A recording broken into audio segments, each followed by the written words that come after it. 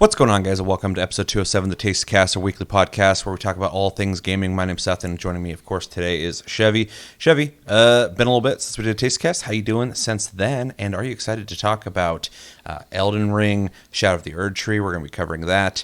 We got some stuff on Final Fantasy XIV Dawntrail job stuff that you're going to be leading, because I don't know anything about that. Job action trailer, yeah. Job action trailer with, and then we have a couple other videos. There'll be some little surprises here or there. How you doing?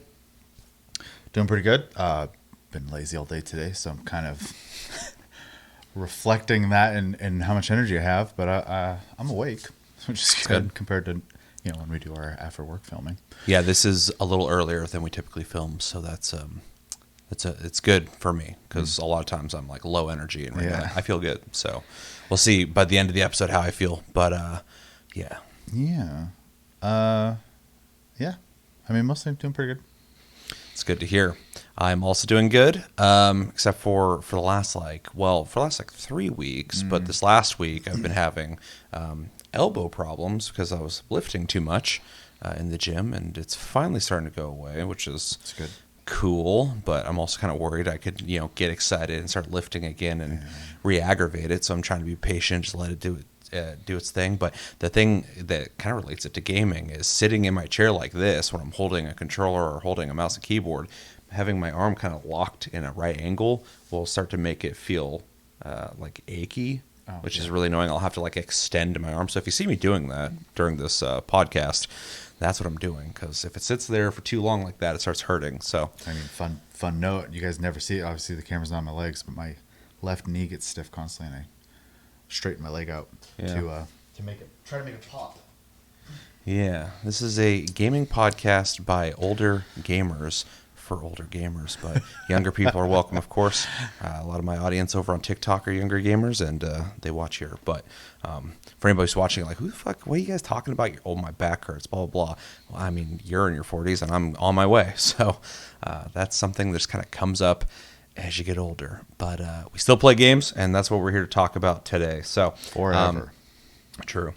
So before we jump into all the stuff we typically do on Tastecast, I've been trying to bring up topics at the beginning of every Tastecast, just to kind of get the conversation rolling. And so everybody knows that Hellblade 2 has come out. We're not going to be talking about Hellblade 2 specifically, because that's a very interesting topic already that seems to be somewhat controversial, but also seems like a lot of people are liking it, which is good to hear. People are saying the graphics are amazing, gameplay is not as good as they wanted, but some people are able to overlook that. Some people can't overlook that. But no bugs, which is good to hear. It's just going good in terms of performance. But the big thing that I keep hearing about, and I think it's something we've talked about before, but we can talk about it again, Playtime. People are beating this game in 5 hours. And it's a $50 game, which I actually think in this economy is a pretty good price for a AAA game, considering, they could have went $60, $70. But when it comes to a 5-hour game, is that worth it? Or are you somebody, like me, who can see that there's a certain amount of AAA work that went into this that cost a lot of money, and they have to recoup that. So I understand the price point. So my question I want to throw to you, unless you have any opinions on Hellblade 2 at all, is what do you think about playtime in general? So do you dislike shorter playtimes? Do you like games that are longer in playtime? Do you like a mid-range, like a 20-hour game? I'm sure you're going to be like me and have a nuance to every single one of these categories, but I just want to kind of get your thoughts on what you think in general about playtime in games, and whether that equates to your enjoyment or even the cost of the game. It's just anything. What comes to your mind? Yeah, that's a pretty broad question. Yeah. Man, we'll start here. What's your preference? What's a playtime you typically can see to be something you're going to go for because it seems, I don't want to say responsible, but what's an attractive playtime to you?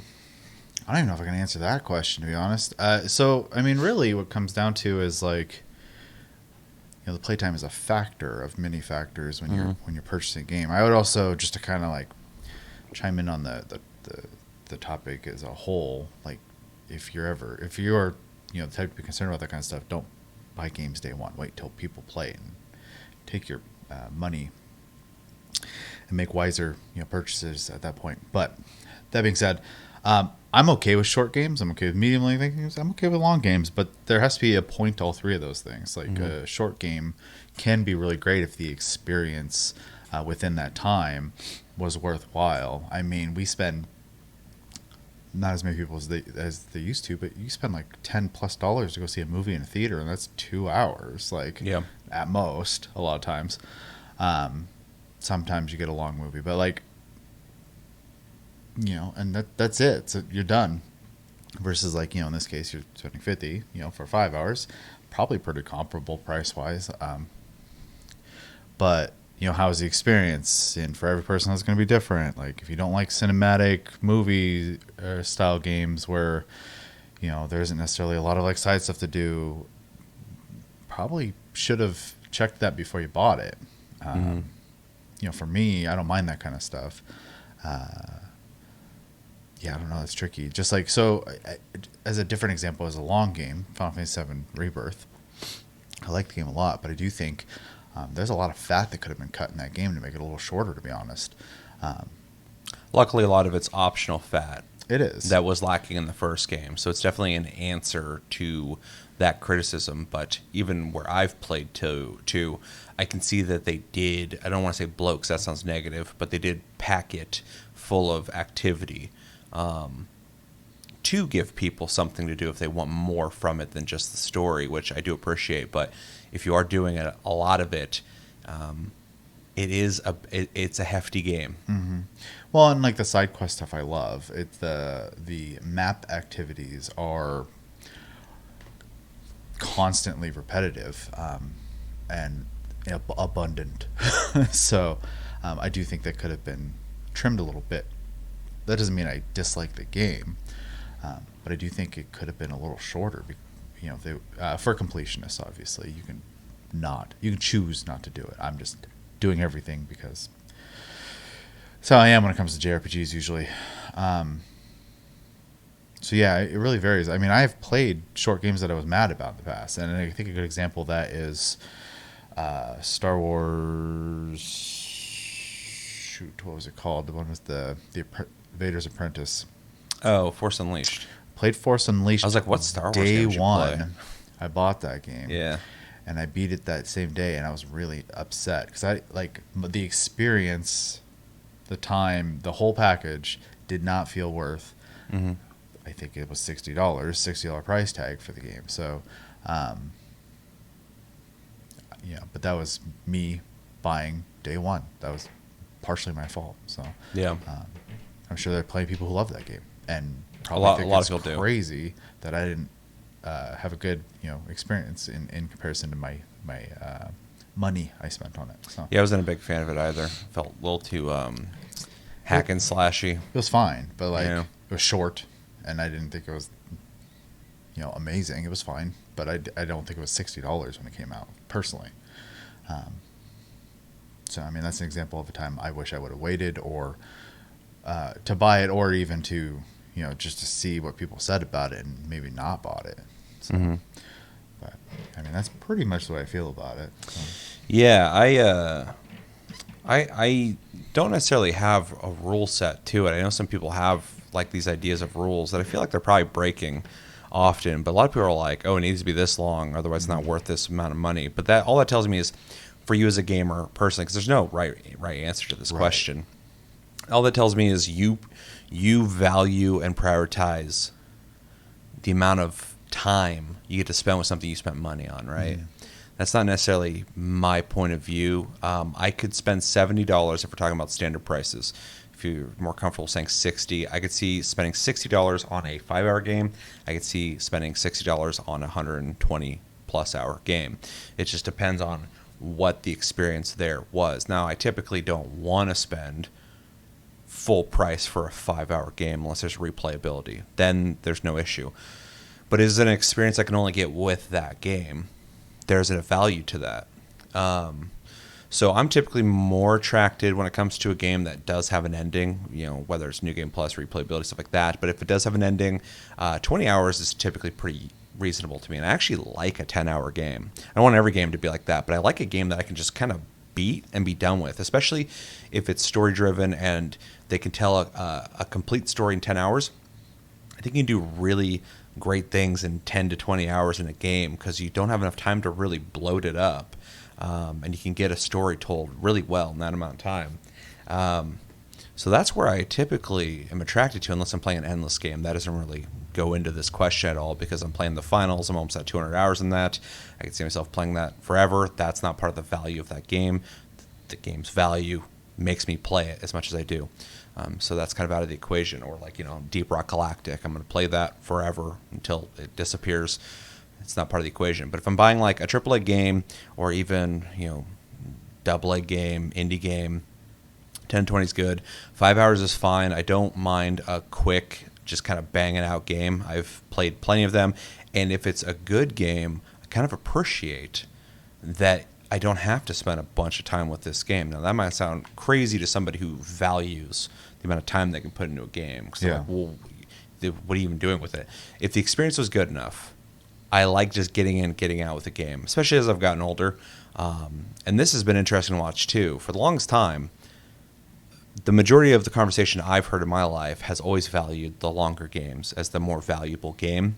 And I'm seeing more and more, maybe it's because millennials are getting older, but the conversation's shifting to, well, sometimes a short game is good, which has been my perspective for a long time. So it's cool to see that in the gaming community that's becoming more and more of a common preference. I do think there was a journey to make your games bigger and bigger, right? And I think we hit a point where 100%. We went, maybe there's too big. Yes, there's that. There's also, for a long time, everybody was like trying to fight each other on making the biggest map ever, make the biggest map ever. Yeah. Where there's this map is 4 times bigger than our last map. This map is 8 times bigger than those people's game's map. And I remember when I was younger, I was like, holy shit, dude, what if they made like a whole Earth? That'd be fucking crazy. Like, I like, what would they do with that? And then we saw some companies, as maps got bigger and bigger and bigger, they either didn't put things on the map to do, or they put cookie cutter stuff on the map to do. Mm-hmm. And we, as a gaming community, it seems, learned the lesson that the size of the map doesn't matter. It's what is on that map that matters. I would take a more compact open world map that had a shitload of valuable things to do in it over a gigantic map any day, especially with games like No Man's Sky, where you can just go wherever the hell. And luckily, the game's full of stuff that for certain people, they're going to love exploring that galaxy. But the conversation around, like, can we make maps bigger and bigger and bigger? I don't think people really care about that at all anymore. It's about, what do I get to do in that world, and is it worth exploring? Games like Elden Ring is not the biggest map in the world. It's a good-sized one, but it's worth exploring. Every inch of it is worth exploring. It's designed very well. And so that conversation's been interesting to see evolve. And so seeing people starting to value the shorter game, I think a lot of that, like I said, is millennials getting older and just going like, I'm fucking working, man. I don't have the time I used to have, which is its own thing. But also just, I think people are valuing that, I don't need a game that's trying to artificially lengthen the time you're going to be playing it just to keep me playing their game, possibly buying DLC later. I just want a good experience. I want a complete experience. And I think that's something that AAA is lacking in general nowadays. A lot of games come out incomplete feeling. And so, yeah, I'm very much of the mindset that I do like a 10 to 20 hour game typically. I do like a short game if it's told well, especially in the indie scene. Like a 5 hour like story centric game is always a lot of fun. Even a lot of the games we played on like PlayStation Plus, like that narrative game where you're walking through the house. Edith Finch. Oh, yeah. Something Lies Edith Finch. I forgot the name of it. That game was really good, even though I can't remember the name fully. And it was like 3 hours. 4 hours. It was a really short game. Like that, yeah. But it was worth it. It was awesome. Now, obviously, that wasn't a full price game, but to my point, it's a short experience, but it was a good experience. And you can replay it if you want to. Even the original Remnant is a short playthrough, but luckily it's got a lot of that was a replayability. complaint for me in that game. I thought it felt kind of short for. And I had replayed that game a lot of times, but it's a real quick campaign. The second game is a much more robust game. It's the better game. Definitely. But you could play that as short and as long as you want with that game. Like you could just go through it really quickly if you wanted to, or you can get all the stuff. So the thing I haven't really touched on yet is there are certain games that I a lot of times want more from, and that's typically the JRPG space, the tactical space, tactical RPGs or tactical games in general. Slower paced games. Games that put a lot of work into making the world feel like something you want to just keep experiencing, which you see a lot of times in JRPGs. Great example is the Yakuza games already did this before they're JRPGs, but now that they are, these are kind of like worlds you can just kind of hang out in. And so I don't want a Yakuza game to be 10 to 20 hours. Even though I am complaining about how I feel like I'm getting taken away from the story and Infinite Wealth, I am enjoying all the cool extra stuff I am doing. So they've put a lot of value into that, and I'd prefer them have it than not. But maybe it's just a pacing issue I'm having with that. But I do appreciate that there's a lot to these games, and it feels worth it. It feels like it's not just extra to be extra. It's they had cool ideas that they implemented, and now they have the expectation of having these big, robust games, and they keep meeting that expectation, which is good to see. But like, what was the most recent Dragon Quest? 11? Yeah. 12? 11. 12's the next one coming out, I think. 10? I think it was 12. 11's The MMO? MMO, I believe. Okay. I might be wrong. The most recent Dragon Quest. I'm apparently not remembering the games I enjoy tonight, but I remember putting 122 hours into that game. Yeah. And I loved every second of it. And when I beat it, I almost felt depressed. I was like, I didn't want to beat that. I wanted to keep playing that. So sometimes, it's like that. I think some people, when it comes to game or playtimes, they might just prefer one of those experiences and they just want to keep having that experience. For me, I think I can just kind of appreciate all of those different experiences because I do find value in them. But then also you can have a 120-hour game that's just full of bullshit. And it's a waste of time. It feels like a waste of time. But I think you can have that with every single playtime. I could play a 5-hour game and be like, what the hell am I doing? Why am I even playing this? I experience that sometimes when we play games on Plus Club. There'll be a short game, but I'm like, man, I would not be playing this if it wasn't for, the channel. And then 10 to 20-hour games, which is a lot of games, that can feel really long sometimes if you're playing a game that's kind of a slog. So just really comes down to, the experience. And then meeting with price point, the time invested in the game does not affect what I value it in terms of a price point. It's about the experience. You said that earlier about the movie thing. That it's part of the experience, the big screen, the sound system. You're only in there for 2 hours, but you're spending the money to see it now on this system with this sound in a dark room with snacks or whatever. It's not the same as being at home. For most of us. Yeah. I'm sure somebody's got a cool setup. And so how much do you value that experience, or how much? If you buy a game blindly without looking into it too, you might not know. We might come out of it and go, I didn't value that experience. It wasn't worth that much. Go ahead. No, go I was going to say, I think that's probably the largest and constant issue, no matter what generation of gamer you end up seeing, is, it's really easy to buy into the hype of something and buy it immediately. And then you have buyer's remorse because it wasn't what you had kind of said it was going to be in your head at this point. That's why you always hear people say all the time, stop pre-ordering games. Yep. Wait. I'll tell you right now, stop pre-ordering games. Do your research before you spend your money. Like, you should know what you're buying. Yep. Gaming is not a cheap... I mean, in comparison to some hobbies, it is a cheap hobby. But realistically, it's not a super cheap hobby. It can be cheap if you buy those... And see, here's another factor that we've talked about before, but...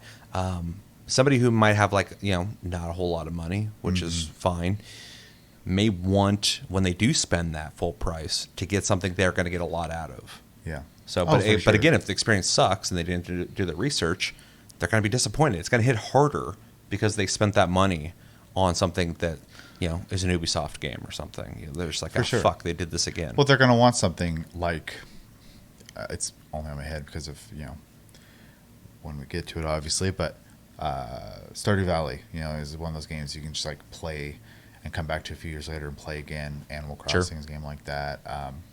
I think any game that has like end game systems and loot and stuff like that are usually pretty safe investments too.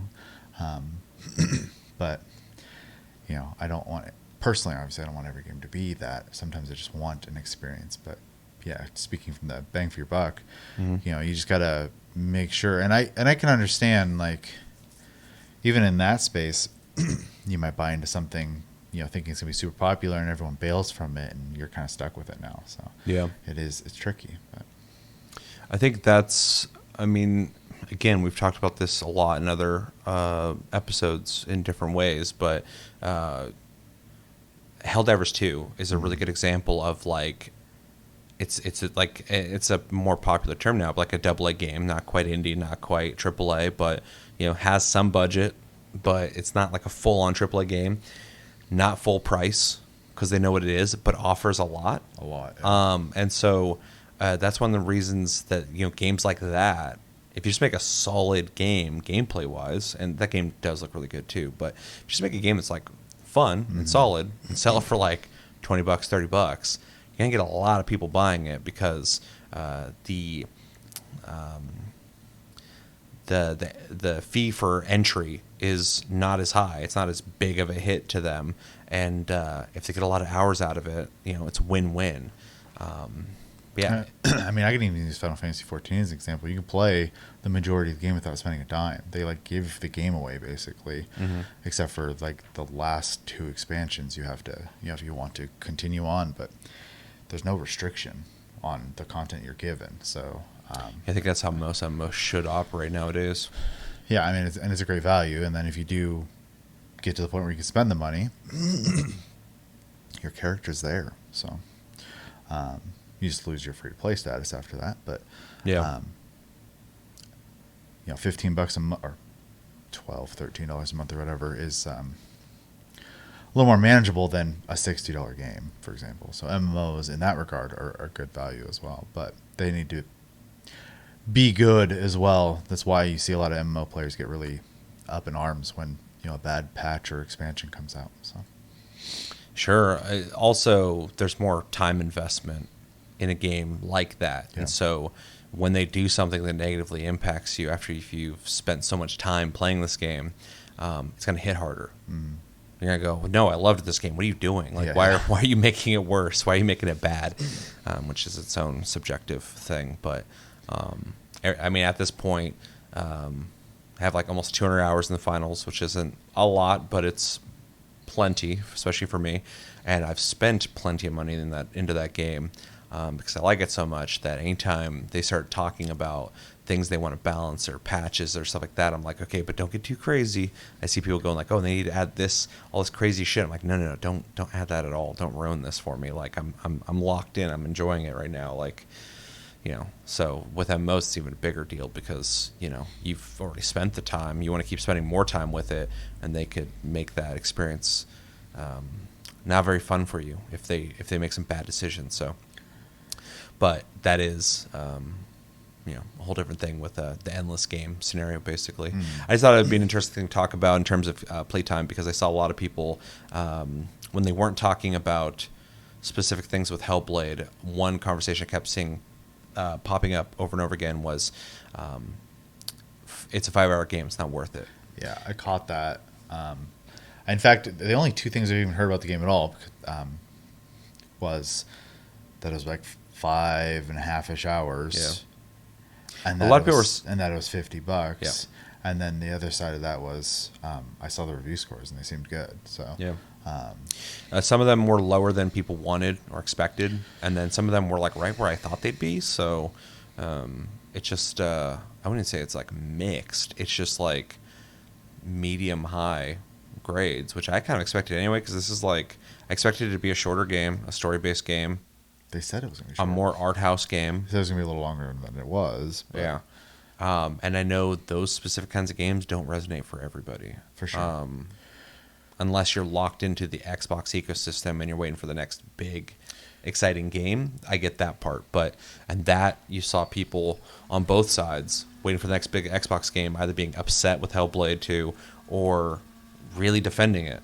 So kind of create a rift there as well, which is not fun to watch. But I thought it was interesting because I've seen this, throughout my whole time gaming, where people are like, that time is not worth it. It should be longer. And it's like, for me, it's never been about the time. It's just what you're offering there. I can see both sides of the Hellblade thing. Like if the game, I haven't played it yet. I want to play it though. But I could see if I play that game and I feel like I wasted my 5 hours, which I don't think I would. I'm a big tech guy, so if the game's beautiful, that's going to be a lot for me already. But, gameplay's not great or something like that, like I keep hearing. I could see being disappointed with that and going like, that's not worth the $5. It's also worth mentioning it's on Game Pass, so you don't have to spend the $50, but I would recommend you do that to support Ninja Theory and Xbox if you're a fan of Xbox. I mean, buy fucking games. Yeah.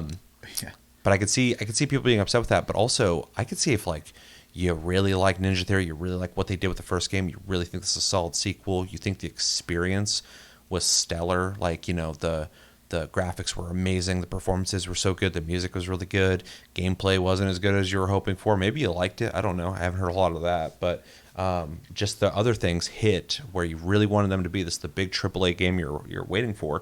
It's probably going to be worth $50 to you, but also it just comes down to how valuable is $50 to you as well. Were you able to give that without having to think about it too much, or was this like $50 you could have spent somewhere else that now you're regretting? There's a lot of factors involved with it. I just always find it interesting when people have such a specific rule set of like, that's not worth it for 5 hours. I think you can get a little more conversation out of that than just the 5 hour mark. I think you're probably also talking about other factors, like you don't value the gameplay, you don't value the graphics, you don't value the story. Those are all things that make a lot more sense to me than that you don't value the 5 hours. But again, we already went over, you might be looking for something that will keep you playing a game longer, and you don't want to hop to other games. So to each their own. But yeah, we can probably end there unless you have more to say on it. So yeah, that's our thoughts. Let us know in the comments, what do you think about Playtime in terms of value to you, whether it's value of your interest, how much you want to invest into it, or monetarily, how much are you willing to spend on certain playthrough times? Is it a factor for you at all? Is it everything? Share your thoughts in the comments below when it comes to that whole topic, which was a good 30 minutes. That's cool. All right, let's jump into what we've been playing. What have you been playing? I played Tunic and... You played 2 games? What's the other... Not FC, but... Reminder, because we're at the end of the month, our Plus games are EA, FC 24, Ghost Runner 2, and Tunic. We will be talking about those on Plus Club very soon, this upcoming week. And then game of the month is Party Animals. Played Ghost Runner 2 and Tunic. Can't really talk about them too much, but I played those recently. I need to get FC put in there. I keep putting it off because I know it takes a little longer. There's a co-op mode we should try for FC. Okay. And then I haven't touched Party Animals yet, but that will also be relatively easy to just kind of hop in and play. I played it earlier today, and it was very easy to keep playing it. So I don't think it'll be an issue once we boot it up. Yeah. Other than that, I've been on a Stardew Valley kick, so I've been playing that quite a bit. Still in my first year. I think I'm in... Did I just hit fall, or am I at the end of summer? I can't remember. So about half to 2/3 of the way through the year, your first year. You can beat Stardew Valley, right? Technically. Is there an ending? Yeah, but can you keep playing? I believe so. Okay. I've never finished it. Yeah, I haven't either. It's a either. big game, but you can either, if I'm not mistaken, and if you know, please, let us know. No spoilers. You can fix the community center, or you can do the Joja Mart ending as well. So there's 2 different endings, basically like good and evil. So you can do the community or the corporation. I get you. Yeah, you're either helping Walmart or you're helping local businesses. Also, since I've played, there's been a few updates, and there's all stuff that wasn't in the game before that, at least to my knowledge. And I could be wrong on this. My memory's not that great these days, but I got a sword that's a beetle's head, and it just has like increased crit and stuff like that. I can't seem to replace it lately, so anytime I go in the mines, I'm just swinging a beetle's head at things. That's weird. Yeah. Yeah, it's just two giant pincers, basically, that I'm swinging in front of me. Yeah, my farm's pretty small still. I haven't even cleared it all the way out yet, just because I don't see the point until I have something to put there. I just have like a little tiny section below my house for like plants and stuff like that. I have a chicken coop with 2 chickens. And then I have like a couple things. Like I got a mayonnaise machine. I have a what? The mayonnaise machine. You put an egg in it, it makes mayonnaise. I fucking hate that. Ew. It's an easy use for eggs. I have my furnace. I have a recycler, which is kind of nice because when you're fishing, you fish up garbage sometimes, and you can throw it in there and get materials for it. That's a very green message of the game. Find trash, recycle it. Yeah. Man, I don't know. There's a lot of like little things I could talk about when we just be here all day. But overall, I am revisiting it. It's been a lot of fun. Sometimes I just need a game where I can just like do chores basically, and this game is really that. And the other game I've been playing, I've been really scratching that itch for me lately. So moving into that game, as I finally started playing Final Fantasy XIV again, I took quite a break from it, which will make sense later too when we get to that part. It's been a while since we've had our Taste-to-Cast Final Fantasy XIV updates from you. Yeah. I am currently just trying to get some more jobs to 90. I've gotten Dragoon and Reaper to 90 since I've come back, so that's been nice. I also got what was it? Culinary and what was it? Armorsmith, I think, to 90. So I've gotten a few things to 90. I need to still do 3 of my tanks. I gotta get that one tank unlocked. Or do I have it? No, I have Machinist. You have Machinist. Yeah, I'm playing that, which I like, but I need to try the Squall. Oh, Gunbreaker job. Yeah. Yeah, Gunbreaker's cool. Especially if you like a quicker pace gameplay. Yeah. I need to level my Gunbreaker. My Dark Knight and my Warrior are both the 3 I need to get to 90 still. Ninja is my only melee that I need to level, and I need Bard and I can't remember the other. Bard and Machinist are both not 90 yet. My Dancer is 90 though. So all my casters are 90, all my healers are 90, but I'm main healer, so that was my first priority. So are tanks in 14 soloable? Everything's soloable. Like in a satisfying way? Because one of my biggest problems with playing tanks in any MMO is when I'm questing, it feels fucking horrible. Just to, I guess, reiterate what I always say about the game is every class in the game is a DPS. Some just have extra responsibilities. Okay. So tanks are DPSs that happen to hold aggro and have defensive cooldowns. But okay, that makes sense. Yeah. So yeah, they just have moves, and you could say that with any tank really. But I've played some MMOs where like the damage output on a tank was just like almost non-existent. So every fight just took longer, which makes sense because your job's not to be the DPS guy. But when other people are just like flying through the game and leveling quickly because their characters can kill shit, and I'm sitting there just like slogging through it, I'm getting bored. So I'm like, oh my god, every fight is just you're never gonna kill me, but eventually I'll kill you. So I mean, leveling is best done in dungeons, whether you decide to do that with NPCs or people. But if you just decide to do it with people, which is going to be faster, your tank's going to queue faster than anyone else. Yeah, So that does make sense. So you'll level faster. Yeah. Yeah, and 14 is set up a little differently. Obviously, you're always going to want to try and get into group situations where you're the tank if you're playing tank, and they'll be beneficial for you. But I'm just thinking of like older MMOs where like you're playing tank and it just sucks fucking questing. I mean, I don't like tank, but that's only because I'm not fond of the responsibility aspect of it. Yeah. It plays like a DPS. It's fine. So If I knew it in and out and was comfortable with it, I don't mind like people having to depend on me. I just need to be confident in what I'm doing. I mean, I play healer, so I'm definitely being depended on. Yeah. It's a different kind of dependence. Well, yeah, I mean, 14 specifically, because it's the best recent example I've had. But any MMO, it's annoying when you're following a dude and they like take on too much shit and they just die because it's just over. Yeah. And that's always hard to watch because you're like, well, we're all fucked. Just to throw a tiny story out there real quick, I kind of told you at work already, but Xbox recently got access to the game, and so there's a lot of new players right now, which is great. I'm happy to see that.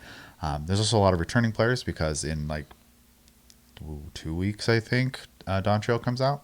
Does it? Yeah. I didn't know it came out that soon. It comes a week after Elden Ring. Oh, shit. Yeah. I mean, it's not going to affect me, but that's crazy. I didn't know it was coming out that quick. Yeah, it was supposed to come out same week, but USP decided to push it back a week. Smart. So, though he jokingly said, I assume you guys want to play Elden Ring, so I'm going to give you a week. Yeah. No, that's smart. Anyways, I queued up with Chris to get a duty roulette in, just so you're aware what that is. You can do a daily dungeon for bonus rewards.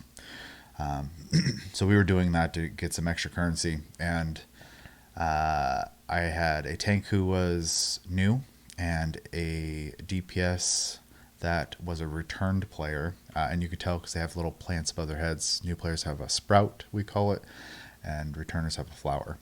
And then Chris and me, and I was playing healer, and my tank definitely was not familiar with 14 because I was running out of mana left and right, and even raiding, I don't really run out of mana, so they were really working me. It was pretty great. Chris was the whole time was like, should I say something? Like, no, they're new. It's a low level dungeon. I don't want to be a dick. It's fine. Like they're gonna learn the hard way eventually. So I'm not trying to be someone's teacher. At least you have that situation to fall back on, to be reasonable, to be a normal, decent human being. Because when I'm playing the finals, I start getting pissed off. And then I always tell myself in my brain, I'm just like, they might be new. Yeah. I'm not going to, I don't say anything to anyone anyway. I don't get into voice chat. But the whole time I'm bitching about it. And I'm like, okay, it's fine. It might be a new person. But then recently it showed that the finals has a very dedicated player base, but it's not growing very much because they're not advertising very well. But that did horrible things to my brain because I was like, you motherfuckers have been around this whole time. None of you are new. You're just playing like an asshole because you just really want to use that sniper rifle, but you're terrible with it and you're not doing anything for the fucking team. Anyway. Yeah, I'm definitely a little more judgy to myself, not in game. Sure. When they don't have any icon above their head, or if they have a crown above their head, as we like to call them, the Burger King crown, but it is the mentor crown, which means they put in hours of time to intentionally earn that little crown above their head, which is probably all they were actually after. But you're supposed to have that to get an extra available roulette you can access, which will intentionally put you with new players so you can teach them. And when they play badly, I'm just like...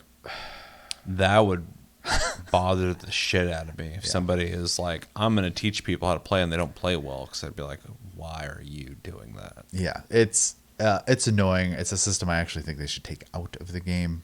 I know some people I think the intention like sounds cool, but it is not how it works. So, sure.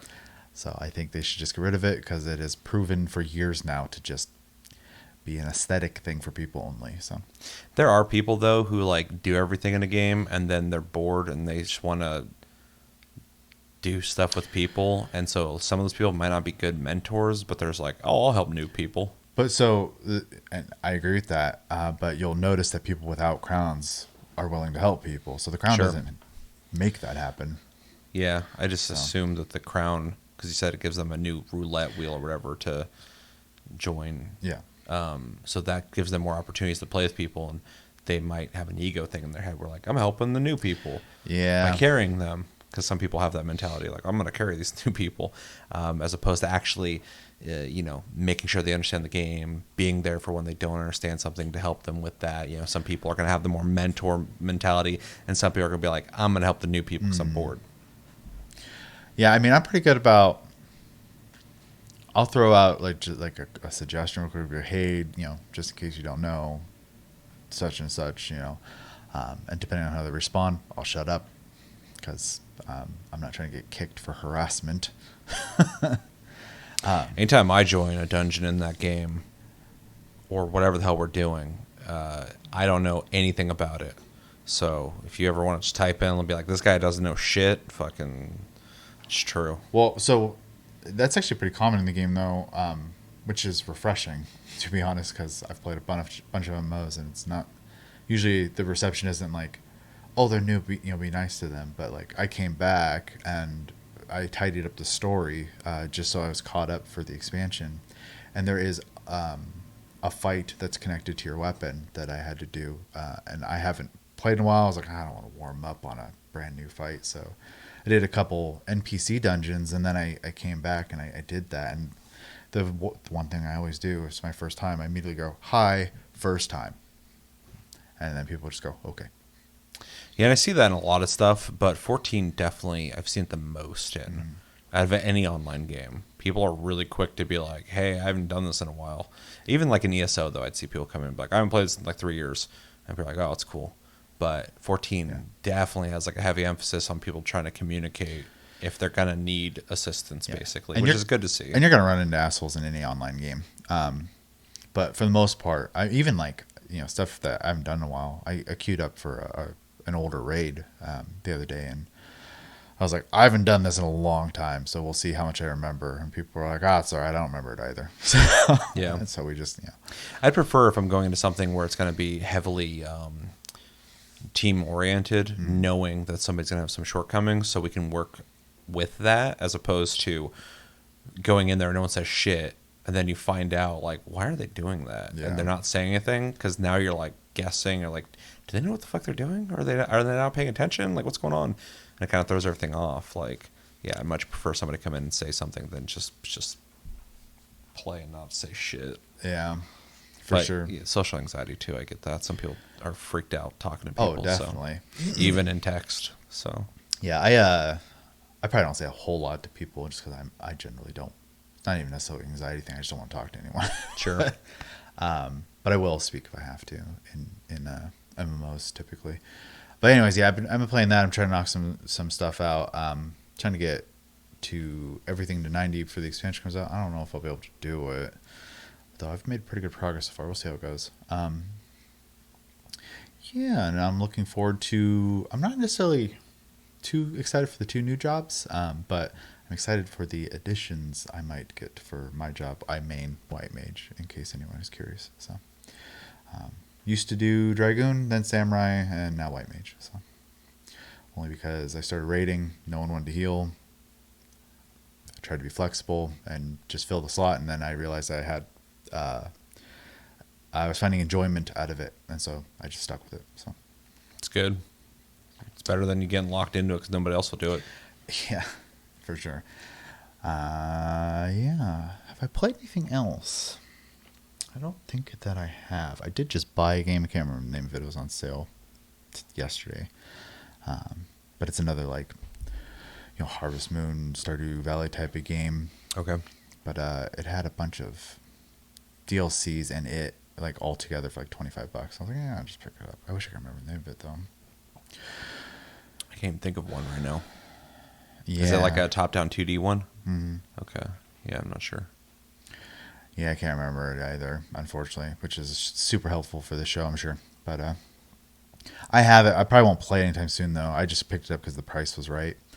I would like to finish my Stardew Valley save before moving on to another focus one, on that. So, but, and then I need to go back and beat Rebirth. I'm like 2 chapters away from the end, and I just kind of stopped. So, yeah, I'm taking the week off this upcoming week. I'm gonna hope that I can put the time in to finish a game. Yeah.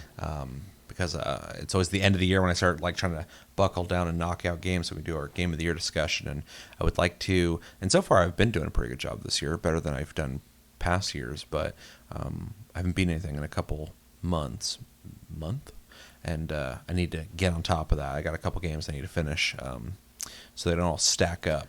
So yeah, so we're heading into the halfway point. So yep. But I still only have like maybe 3 must-play games. I think that that's I haven't about beaten. what I'm at too. Otherwise, a lot of the games I really liked this year were like not a finite you beat it game. So Fair. and so those are easy for me to play anyway. But I'll be beating Dawntrail. That's pretty much a guarantee. So yeah, well, I expect that to be in your game of the year list likely. Then we'll see. it didn't dawn on me until just now that is a full-on expansion. So puts it in the running for game of the year discussion. But it's way too early to be talking about game of the year right now. So yeah, for sure. Yeah. Anything else? Nope, that's what I've been playing. Okay, I have played Tunic a good amount. I do want to play a little bit more before we talk about it. I have done the tutorial for EA FC 24. I need to play a proper match. Yeah. I've died a lot in Ghost Runner 2. I plan on dying some more. Specifically because I got to get footage, but I'm going to play it some more before we film that. Party Animals. I finally played today and plan on playing some more. So that has happened. Those are all the games that we'll be covering on Game of the Month and Plus Club. So if you want our thoughts on those games, stay tuned this week. Those will be coming out during the week because I'm off this week. Okay, so games I can talk about. I'm playing the finals still. I got everything done. Even the sneaky season pass extension that they did, I beat that. So I got all that stuff. Been max level forever. I am knocking out all my, I don't even know what they're called. I keep forgetting what they're called, but I think the challenges. The challenges, yeah, the challenge circuits. I have 3 of the newest ones I'm still working on, and then there's 1 challenge in a prior circuit that I'm almost done with. So I'm finishing that up, but I'm not playing as often as I was before. So yeah. Also, one thing I want to say that's really cool is they added a search and destroy mode. There was like a temporary event, and everybody really liked it. I didn't want to see it go because I fucking love search and destroy, and in a game that's so fast-paced and kinetic and crazy as the finals, having a mode that kind of breaks up the craziness and just kind of turns it into a slower tactical game with no healing. Really wanted to see that mode stick around. Well, it was announced, I think, by Embark that they extended the event, but also I think they're going to keep it in the game. So that's really cool to see because it was a really good addition to the modes they already have. There is like 1 or 2 modes in the game I wouldn't care if they got rid of too. So, keep power shift, keep terminal attack. I think that's the new search and destroy mode. I think so. And then, what's quick cache? Keep those 3, I'll be fine. And then the tournament can be the tournament. But yeah, really happy with that direction and what they're doing with the game. But the game's fucking awesome. Season 3, they're going to be advertising the game even more, which they need to do. But I am a regular now in the finals subreddit, and it's interesting to see all the different opinions. But the one thing I do see is people who like the finals fucking love the finals, and I'm one of them. And people talk constantly about how they can get their friends to play this game. And I've also had that issue myself trying to get people to play it, although I have gotten some people to play it. And so I would like to see it grow because the game's fucking awesome. It's still early days. They got a lot of things planned for it. So if you're even interested in the finals at all, as a fan, I would recommend, if you like first-person shooters, check it out. Chevy will even play it, which is cool because he doesn't play these games typically. It's free to play. It does have a lot of really, really cool, some of the best cosmetics in first-person shooters that cost real money. But if you get hooked, you'll want to buy that stuff. But there's stuff to unlock in the game as well. So that's just my quick recommendation. If there's any value to that at all, just check out the finals. It's free to play. And hope you like it because I want to see the game grow. Okay, let's see. I played Ratchet and Clank Rift Apart because it was $30 on Steam, and I've been really just kind of like low energy. I think ever since I hurt my arm, I've just been kind of lethargic feeling, but I want to play a shooter, but I don't want to get sweaty. So it sounds weird to say a shooter with Ratchet and Clank, but I was like, you can play with mouse and keyboard. You shoot things in Ratchet and Clank. It's a platformer, but also crazy guns. It's got crazy guns. I wonder what this is like on a mouse and keyboard. So I was like, that'd be a nice like casual shooter to play. I never beat it on PS5. That's another game. People are like, that's like a 5-hour game. It's not a 5-hour game. I'm sure you could rush through it pretty quickly, but there's stuff to find in it. But you should probably slow down and try to enjoy it. Sure. But yeah, I've been playing that here and there after work just to kind of like chill out. It's already a fun game. I've already played it in the past. Looks great still. It's been out since the PS5's been out, basically. Plays kind of a poster child of that SSD. And I installed it on my not SSD, and it still plays great, which is awesome to see. But the parts that they made specifically for the SSD, the seamless transitions, the loading, they work pretty good still. Okay. But sometimes it'll show me warping, and then it pauses for a split second, then it warps, and you don't see that on the PS5. Or if I installed it onto my SSD, which I did, I was like, I want to see what it looks like just on a normal hard drive. So it's cool that the game even plays as good as it does, not on an SSD. It plays awesome with the mouse and keyboard. That's really cool. And also Returnal played awesome on a mouse and keyboard. So Sony's doing a really good job from my experience with their PC ports in terms of like, forever FromSoft like struggled to port their fucking games to mouse and keyboard. But a bunch of Japanese companies have had issues with that. And, the modding community, helped with that a lot in the early days. But it's cool to see Sony just come prepared, basically. They're doing what they should be doing, but they're doing it well. So it's cool to see. Performance is great. The transition to mouse and keyboard is great. You can still, of course, use your controller, but it does feel great on a mouse and keyboard. Overall, I've just enjoyed playing it again. I'm more, at home with a mouse and keyboard when it comes to shooters. So it does keep me more interested playing it than I was before. So same thing with Returnal. When I was playing that on PC, I was like, man, this is the game I wanted the PS5 version to be.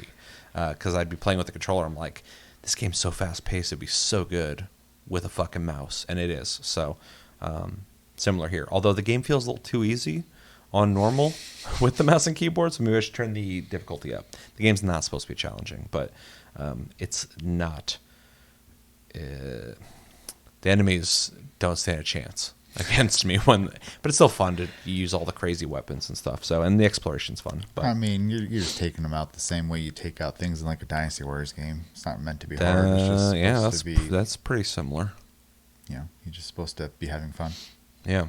Weird game that I played that I want to mention real quick because I had no idea it existed until today, and I played it today, and I think it's worth mentioning.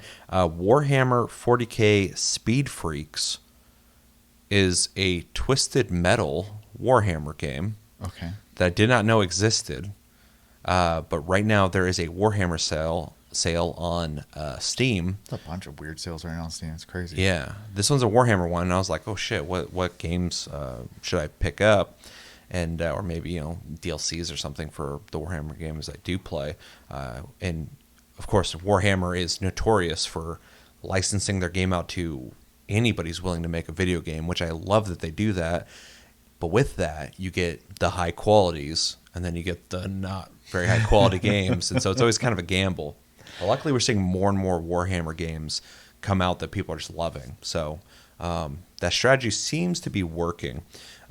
This game, I would say, is a fairly decent quality game. It looks good, it plays well, but maybe you're wondering, Warhammer 40K Speed Freaks is a Twisted Metal game. I told Josh that. I was like, I got to go try this Warhammer Twisted Metal game. And he's like, what? I was like, it's like Twisted Metal, but it's Warhammer. Basically, it takes place in in Warhammer, but you play as the orcs. It's all orcs, and every vehicle is just full of orcs on different parts of the vehicle. So there's like cars with machine guns, there's tanks, there's like a motorcycle, there's like a hot rod style car that can like turn invisible, and And yeah, so the mode I got to play, there's another mode that you can't access in the beta right now. This is only in beta. It's not fully out yet. But the mode is there's like a giant robot on your team walking around, and there's a giant robot on the other team walking around. A bomb will spawn on the map. It's all outdoors, and everybody in vehicles are driving to that bomb, and they're trying to deliver that bomb to the enemy's robot to take it out.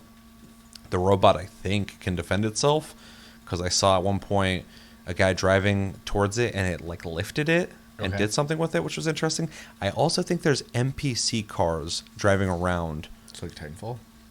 Yeah, because I was looking at them, I'm like, that can't be a real person. It's not driving like a real person. It's kind of like backing up and like hanging out and waiting. I'm like, there's no person who'd be playing this game who'd just be hanging out right here, moving like that.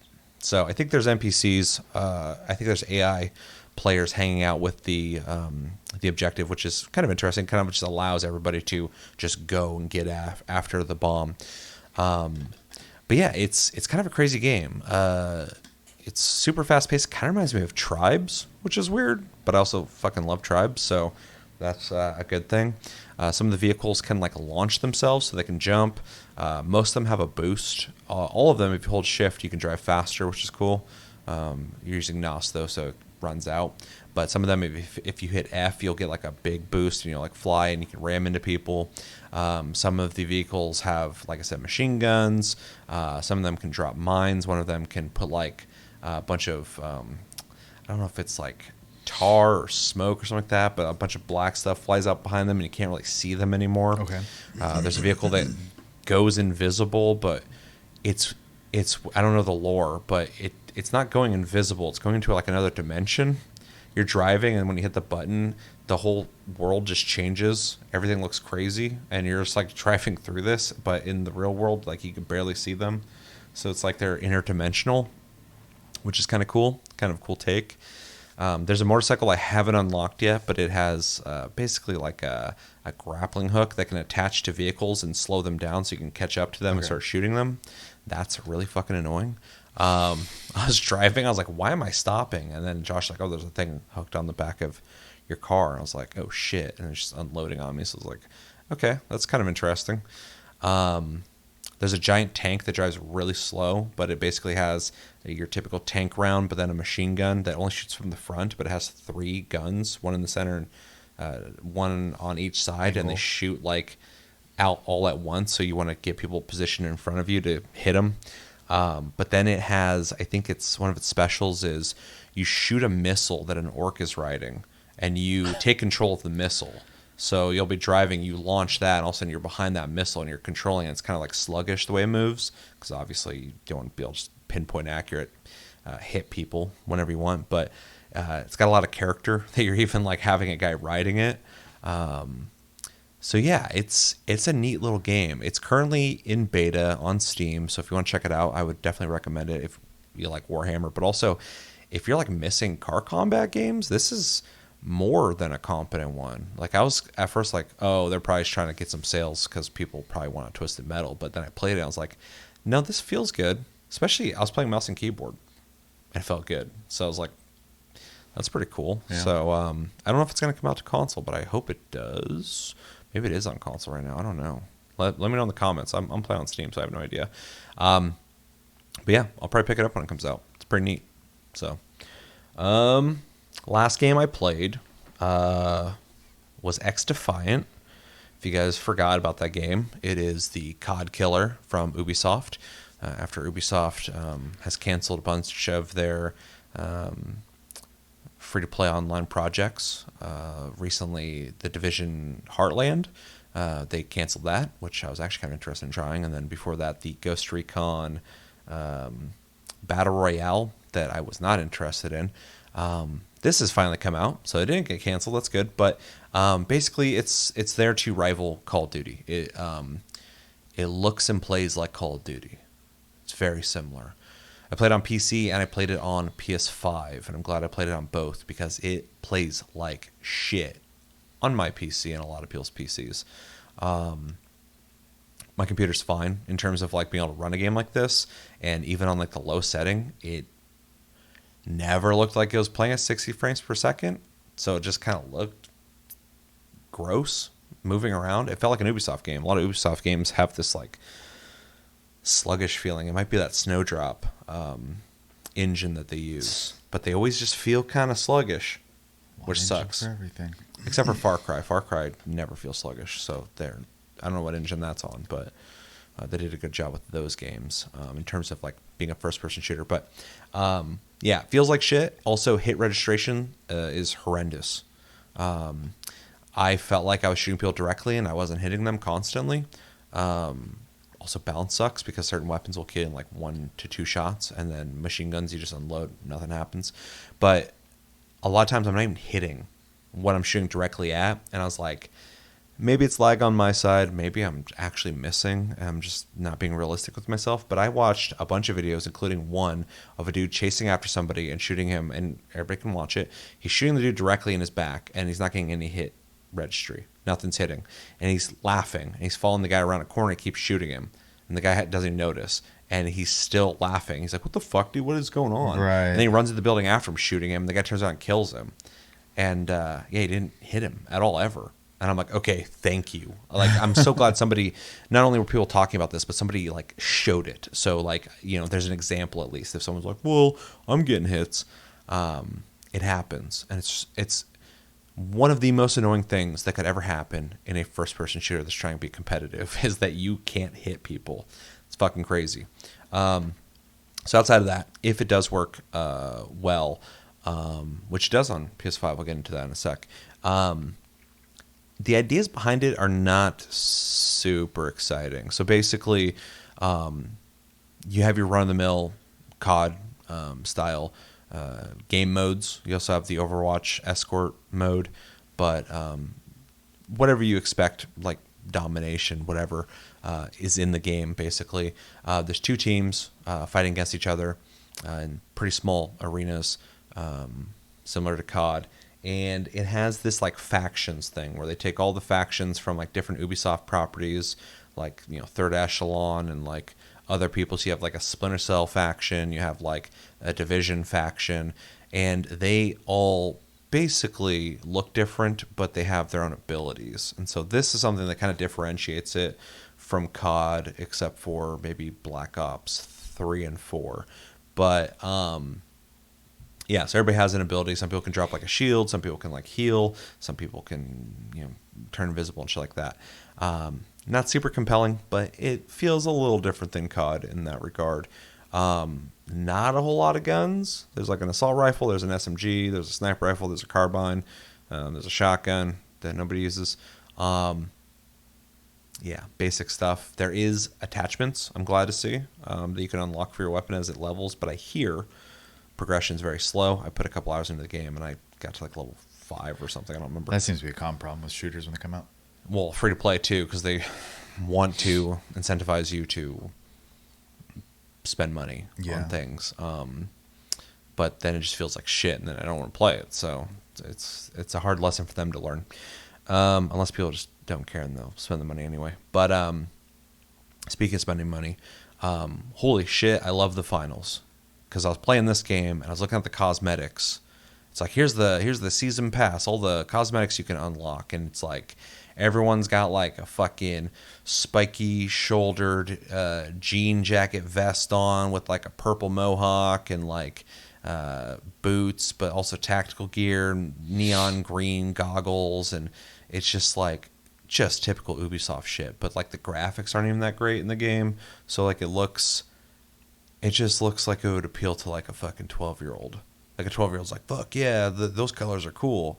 But then like I look at the finals, I'm like, dude, the cosmetics in this game are like insane compared to most games. But like this game, like you think I would spend money on this? So yeah, it's not for me. But Ubisoft misses a lot for me when it comes to style in their games. They're really attached to this tactical punk look that they do constantly, and it's just fucking boring to me. It always looks goofy. Like it's almost like, you know, if you made up a new style in games, it's like clown punk or clown tactical, and people just have like red wigs and honking red noses, but they have like a tactical vest on and shit, like a Sam Fisher goggles. Like that's what it looks like to me, and I'm like, this I can't take this serious. So yeah, XDefiant has that look, and I'm not a fan of it. The map design though is pretty decent. I actually kind of liked the maps. They did remind me of like older Call of Duty maps. Also, I know a lot of people are going to be really happy this doesn't have skill-based matchmaking. So you are going to get into matches with people who are really bad and people who are really good, which I understand the argument for that. It is, especially when you're the better player, fun to get into matches where you get to just destroy or sometimes have a challenge. But I do think games should try to operate in a place where you can turn that on and off, or have a section of the game where it's SBMM and not SBMM, so people can have a choice in that, because people who are not competitive benefit from SBMM being on typically, but people who are sweaty get upset they have to fight people just like them, and it's not fun for them. I get it, but I am a sweaty, and like the finals, I like a challenge, so I don't care about that so much. But I do think lower skilled people should have the option to not have to play with the sweaties if they don't. And this game does have like a bunny slope section. I think it's like up until level 10 or 20 you can play with just people that are that level area, which reminds me of like old school free to play shooters used to have stuff like that, so it's cool to see.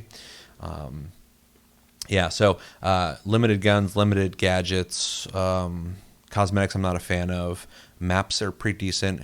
Hit registration is fucking atrocious. And the abilities are fine.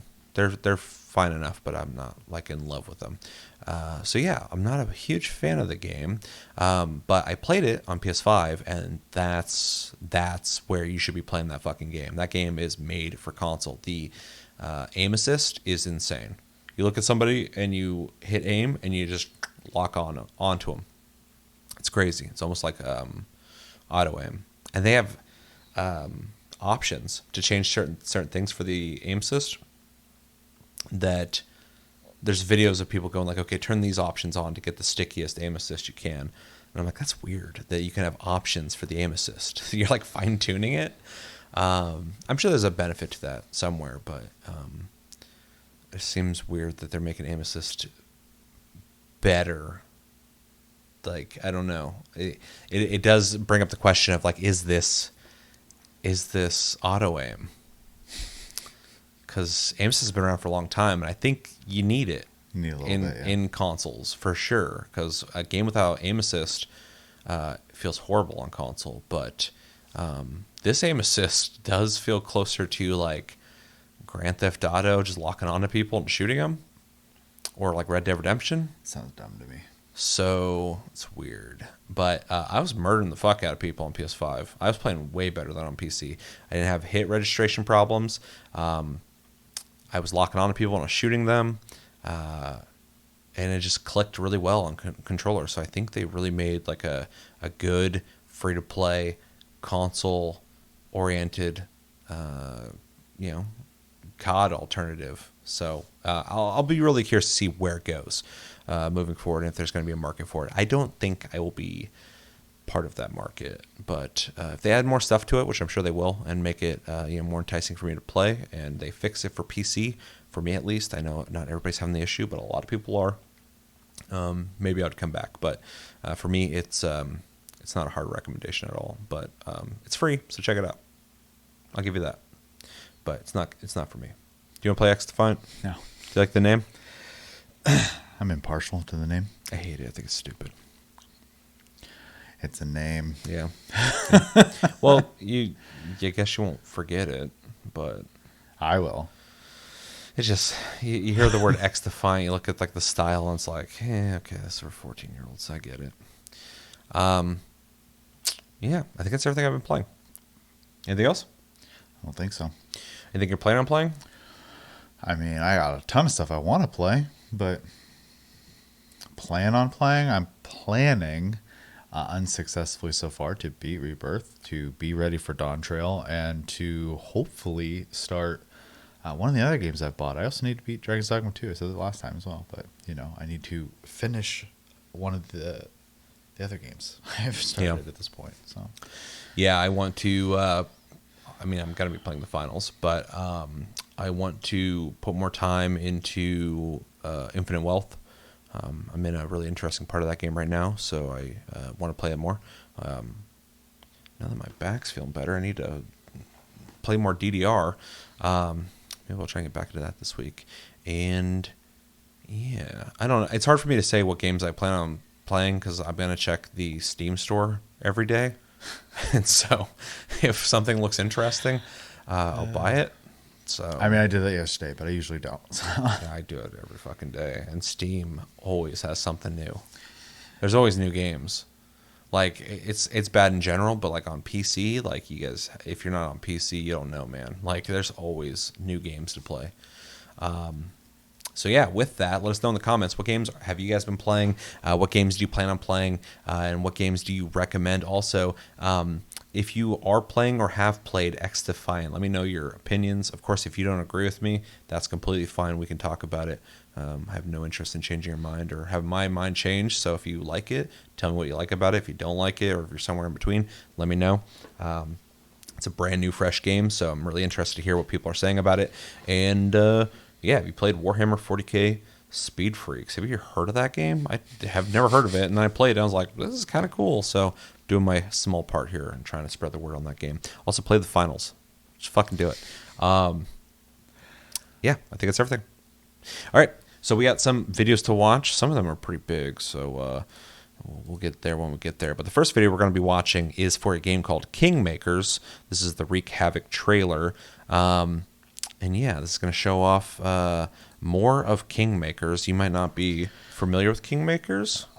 It's the medieval game, except for you're not medieval, right? Yeah. Yeah.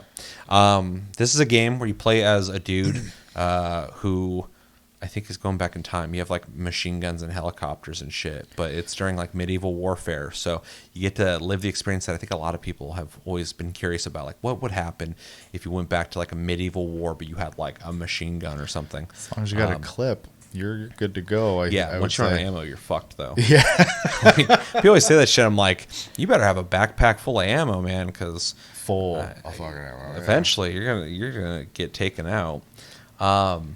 But yeah, this is that game. I also believe it has some tactical elements to it. I think you get to control things from the top or something like that. I don't remember. It might just be a third-person shooter. But yeah, I thought it'd be fun to see where the game's at. 'Cause I remember seeing the original trailer and going like, okay, someone's doing this. Let's fucking go. Like, hopefully it's fun. And I'm curious to see where it's at and what they're doing with it. So does the idea of just unloading on dudes in armor sound appealing to you? I think realistically, for like a couple hours, it'd be fun. Yep. Yeah, what's the longevity? Right. Yeah, for sure. I don't know if it's something I need to have though, but we'll see. I could be swayed. I'm not against it. Yeah, if it plays well as a shooter, that's going to be the biggest thing for me. Like the concept, I mean, they got me. So, but we'll watch it. Mm-hmm. We'll talk more about it in a sec. This is Kingmakers Wreak Havoc trailer in 3, 2, 1, go. Psych. 1400 AD. You have a motorcycle. It's a dirt bike, so you get around.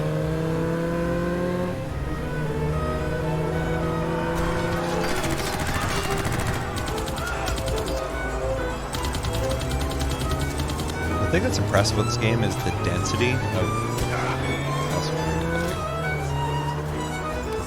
of enemies.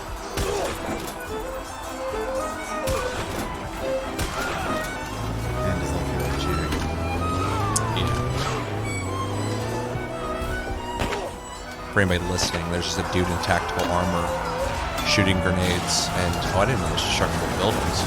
That's fucking cool. Dude just shooting grenades into crowds and unloading on. And there's a tank driving through a building. Okay, look at the amount of people on screen in there. This is literally just a fever dream. Yeah, 100%. This is gonna sell well, unless the game plays like shit. Yeah, the dude's like unloading on people with like grenade launchers, machine guns. Shot a dude on horseback with a shotgun and dropped him. He's shooting at castle now with a tank. How do you lose? That's the fucking question. I don't know if it's meant for... I guarantee there'll be something to it, but I don't know if this game's meant for that. I think it's like... what's that game that you could like have all sorts of different people just fight as a simulator. It's like tactical combat simulator or something like that. Something right? like that, yeah. Tabs. Yeah, that game's fucking awesome. Battle simulator. Yeah, I sat there for just hours just playing with that. But I wonder if it's kind of like that.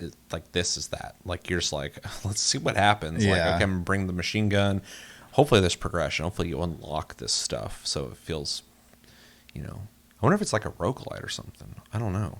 I don't know what they're really doing with this game. I think they just want you to live this fantasy. Yes, hope there's something to work towards though, because this is going to be fun just to see what happens anyway. Like it has physics. The horses are falling. People are flying off the horses, but hopefully there's something to work towards. I hope you can upgrade your weapons, even though it doesn't seem like you really need to. I love how it has a medieval symbol on the tank. Yeah, I'm so weirded out by this. It looks fun. Don't get me wrong. I'm just like can't wrap my head around the idea of having a gun in medieval times. Though it's ridiculous. I don't remember Redemption Road. Is that the people who made Road Redemption? I don't remember, but I think this game is supposed to have multiplayer too, which would be perfect. Even though I don't know why you would need that unless you have somebody in an Apache flying around just shooting shit. 'Cause the original trailer showed like a helicopter, while somebody's on a dirt bike shooting shit, like, and in a tank. Oh, this is basically EDF, except for medieval times, not bugs. Except for once you get to the aliens, they actually have some advantage on you a lot of times. Well, in the beginning, it's just ants running at you. And that's Yeah. still a lot of fun, just unloading on the ants and destroying the whole city. So Sure. this is kind of doing that too. I really hope there's some kind of challenge to it, because otherwise it's going to be novelty. It's going to be fun. Yeah. But like you said earlier, a couple hours in, you'll be like, okay, I get it. Like I destroyed a bunch of people and took out buildings. For sure. It is cool to see though that they are not adding, but just showing that they have destructible environments, because that's not something I originally thought they would do. I like how that one tank round took down an entire tower. I mean, I would be curious to see how Gonna a castle tower would react to a tank. giant round flying through it. Yeah. Because it's just made of stone, so I don't think it would collapse in one shot, but I think it would do a lot of fucking damage. Oh, for sure. But I'm no expert. It just seems very brittle. Yeah. So, but yeah, I mean, I'm being a little too realistic about a game that's definitely not trying to be that. So Sure. Yeah. But overall, this is pretty much more of the same, more of what I expected, more of what I basically want from a game like this. And I've already kind of proposed the question: what's the longevity? Is there challenges? There's things to work towards. That'll be a big factor for me in terms of the longevity of the game. But I am definitely picking this game up. I mean, like this is something that I want to experience. It looks like it's gonna be fun, but for how long, who knows? true. But yeah, I could have sworn they said multiplayer. I hope so. I'll have to look into it. I should have did my research, but I don't also want to spend time researching this. So whatever they do, I'm sure it'll be fine. Do you have any deeper thoughts on this? I don't know if I can. Yeah, it's pretty straightforward. Yeah. Yeah, I mean, it looks like dumb fun. So Yeah. Do you think there's a possibility of you picking it up? maybe if it's cheap enough. Yeah. I don't think I'd spend full price on that. So $20, $30, think $30 tops. I was gonna say 25. That's is probably my pushing top, it. but Yeah. Unless there's like way more to this game I just don't know about. But yeah, from what I'm seeing right here, like $20 would be a good price for that. So Yeah. I think probably. But who am I to just speculate on what's even in the game or not? So anything else? Nope. All right, let us know in the comments what do you guys think about Kingmakers. Are you excited? Are you not excited? Do you know something about this game? We should probably know because I'm doing a lot of guessing here, but last time I covered this was a while ago, so forgot all the details and it's not high on my priority list. Are you excited for this, though? And what do you want from it? Is this a concept you're looking forward to, or maybe you're just like, that looks stupid, I'm not doing that shit? Let us know everything you're thinking in the comments below when it comes to Kingmakers. Next video we got is Multiversus is coming back finally. I think it's either out now or coming out like in a couple days. But with that, in case you don't know, Multiversus was the Smash Bros like that. Is it WB? Yeah. It's all WB properties, so there's a crazy cast of characters from like Bugs Bunny to like Game of Thrones to like Rick and Morty. They got a lot of crazy stuff there, and I did play it quite a bit when it was out originally, and I did like it, but it went away. It was apparently in beta, came back, and or it's coming back, and this is an official PvE Rifts mode overview trailer, which I thought would be interesting to watch because this was not in the game before. Before it literally just had you could fight against bots or people basically. So with it coming back, I know they're adding Jason Voorhees, which I didn't know they had access to, but that's kind of cool that they're going to have Jason as a playable character. Cody was saying he saw Agent Smith and I saw that. Yeah, I didn't see that, but he was saying originally they were going to add Neo, but they went with Agent Smith. I'm like, there's no fucking way they're not going to add Neo if they're adding Agent Smith. So that's kind of interesting to see, like the reach that WB has for characters. That I wasn't thinking about that at all. I'm like, oh shit, they do have Agent Smith. Oh, they do have Jason. It's a whole ass movie company. Yeah. Joker's coming, so that's kind of a no shit situation. Yeah. So they're coming back in a big way, which is pretty cool to see. And so with that, they're also bringing a PvE mode that I want to know more about. So I know you're not really big on the genre at all, but this could be maybe interesting for you. I'll try to be open-minded, but Sure. the game type is pretty unattractive to me. So. Yeah. That's fair.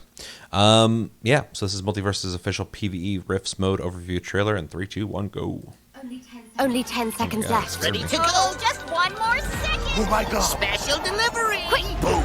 A fine display. Go on then. Welcome. Velma Dinkley here. Today, my unique colleagues and I are thrilled to dive into Multiversus' brand new PvE mode. We've put together a cutting-edge presentation of the highest degree. Roll it, Jake. Oh, heck yeah!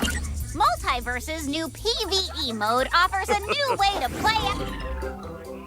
Honestly, it can all be broken down into a basic expression of cross-realm battles within an evolutionary Interrupt me again, and I'll blast you to Neptune, here, guys? Marvin. First slide, Jake. Trying to be funny, I guess. Multiversus' new PvE mode offers a new way to play, outside of competitive PvP. This mode is ever-evolving and fun for all skill sets, whether you're a genius like me, or a 5-foot teenager who bites rocks. I'm gonna scrunk you up, Rabbit! This mode will offer a variety of campaigns called rifts. Each rift is made up of nodes. Each node is a battle, like this. Or challenge, like this. Okay. Next slide. Jake, So really? challenges. We know you've met Batman. We've all met Batman. He's right there. Hello. I get they're Give me trying the to be humorous, remote. but this is a really Each bad way node to... brings unique mutators for endless do an combat overview. scenarios. Yeah. Some are skill-driven, making the match more challenging. Some are I mean, more sure, some story-driven. people find it fun. I just- And some are more I want info, not It's hard to eccentric. follow when You pausing taste good constantly. with ketchup. Next slide, leaders and buddies. Okay, wait, who has the slide? Oh no. Finn and Jake! Please don't start singing. Leaders and buddies, buddies and leaders. When you play with your friends, nothing is sweeter. Sweet. Whether you wanna flip and lead the pack, Alright. or just walk, Yeah. walk, and chill in the back. You, my bros, are top Blueby. Get it, Vince. Stick with me and you'll be eating snacks with Scooby.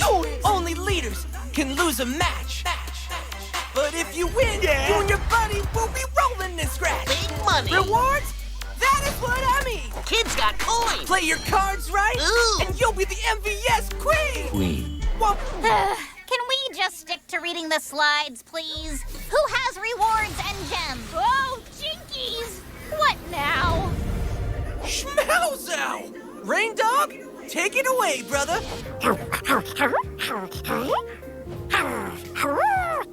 Wow. I think it's the How worst crazy overview is I've ever this seen in a place, game. huh? Shh, quiet.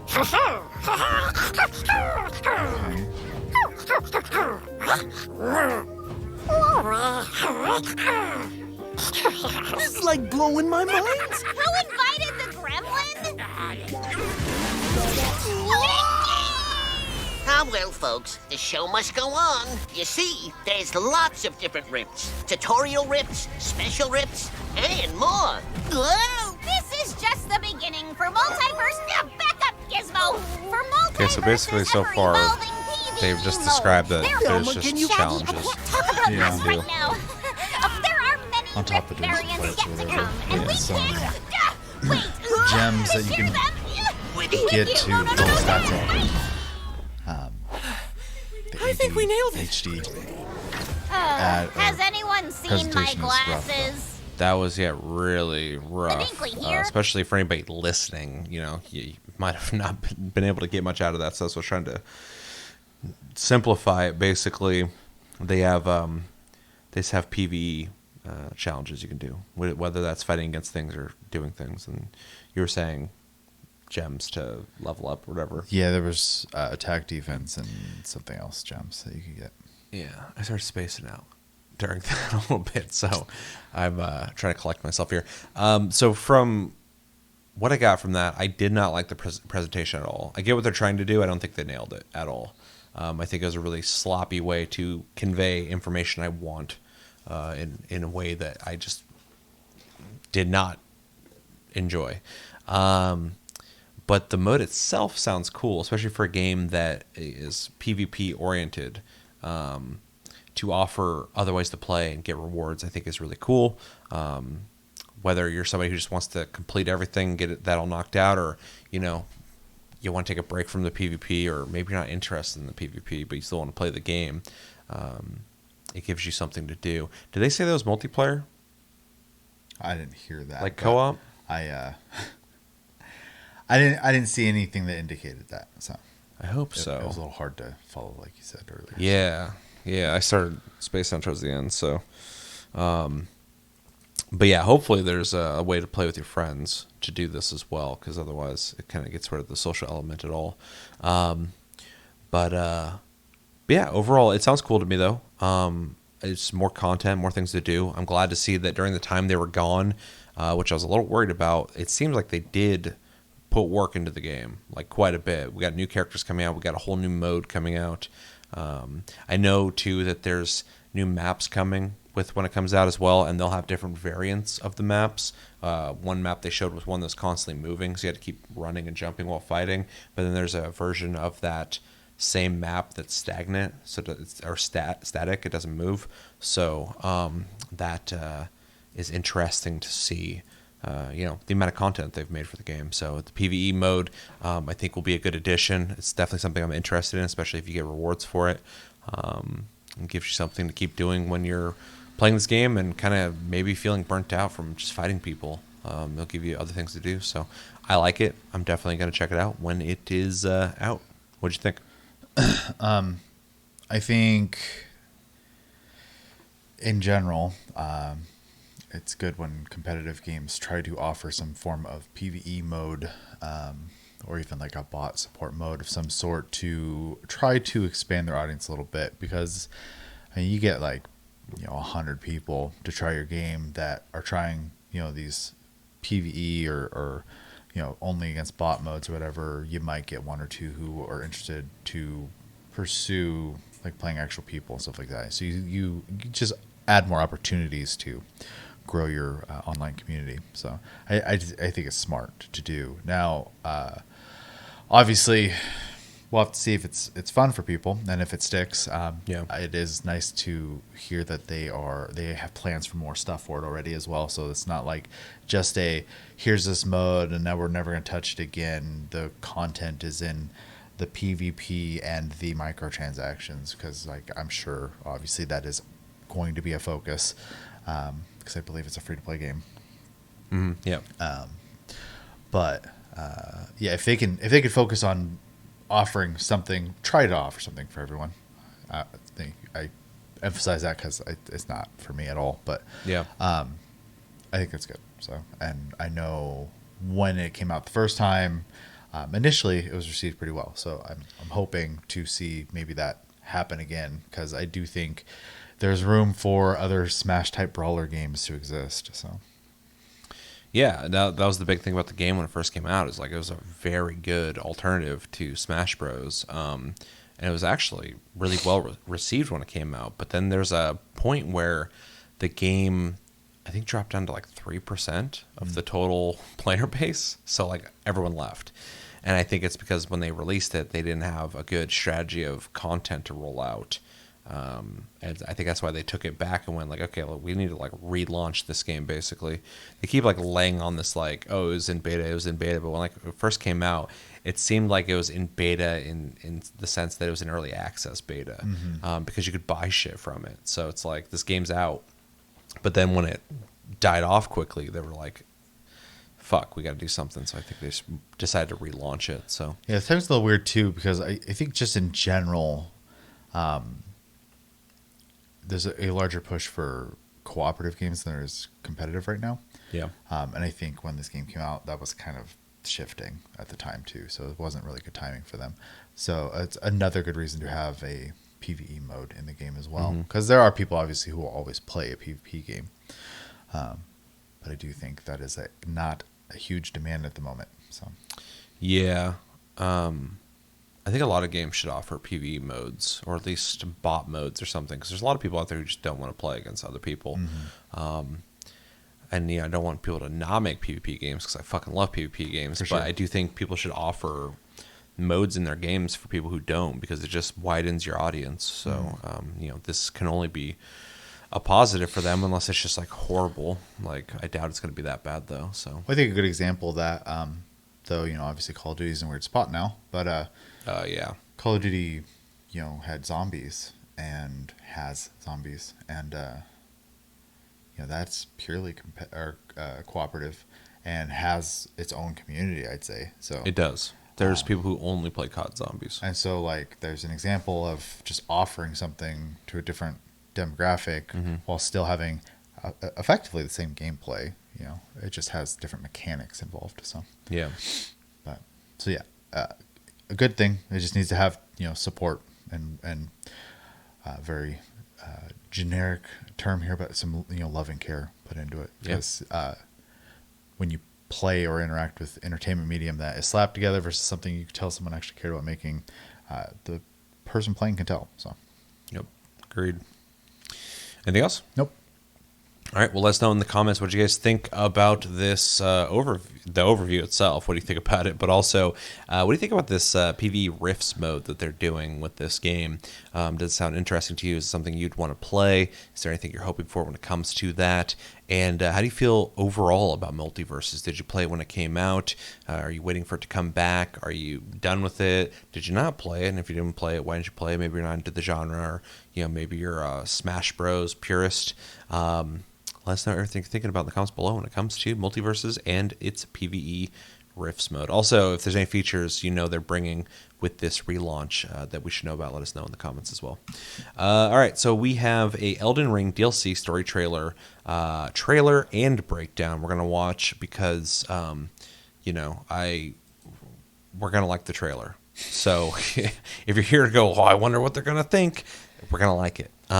He's good. I have beaten Elden Ring. I am waiting for this DLC. You haven't beaten it, but if you had beaten it, you would want to play this DLC because you enjoyed Elden Ring. And so, we'll watch it. We'll like it. But, when it comes to the lore and the speculation part, I don't think we'll be in good service to discuss that because we're not deep on the lore. I really like the lore of Elden Ring, but I'm by no means somebody who's like really digging into it deep. So I found a video where somebody does a breakdown to kind of give us an idea of what they think, and maybe it'll start a conversation for us, or at least enlighten us on what people are thinking is coming with this DLC. But this is mostly just for us to catch up on the most recent things with the Shadow of the Erdtree DLC that's coming out fucking really soon. I can't wait to play it. So do you have anything you want to say before we watch this? No, I don't think so. I do believe, I think I told you this, but I do believe this DLC takes place like at a midpoint in the game. So it's not like when you beat the game, it's like, the next step. I think it's part of the whole story. So any of this that could potentially be like lore spoilers for you are going to be, mid game anyway. And unless you're digging deep anyway, I don't think it'll be that big a deal. So it's not going to spoil anything like end of the game wise. So I guess we'll find out. You ready to watch this? Yeah. So this is from Zeostorm. Oh, thank you. Yeah. shout out to them. We're watching their video, and we will be talking on it so that it's not just taking their video and putting it back out, because that would be rude of us. So, yeah. Ready to watch? Yep. This is Elden Ring DLC story trailer, and 3, 2, 1, go.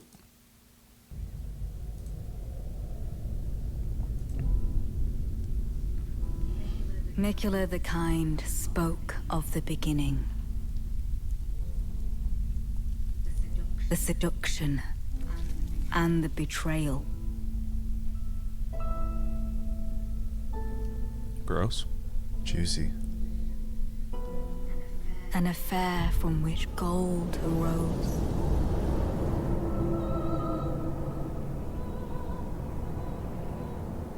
And That's so disturbing. too was it's quite the Shadow visual for born. sure. What followed was a war Is that the unseen. beginning of the tree?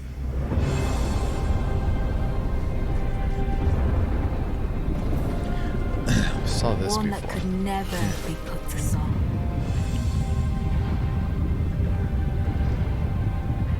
A purge without grace or honor. I thought those were dragons at first. The tyranny of Messmer's flame. That's that guy. So they're fighting each other?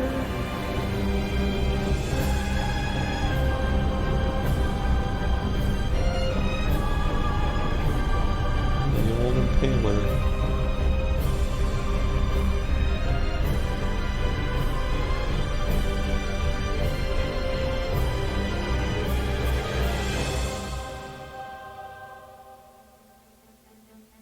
That was, And so kindly Mikula would abandon everything.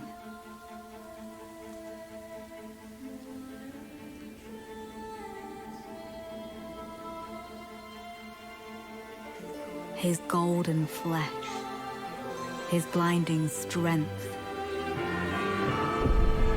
even his fate.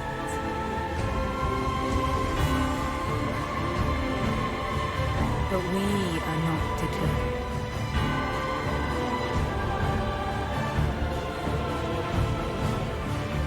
We choose to follow.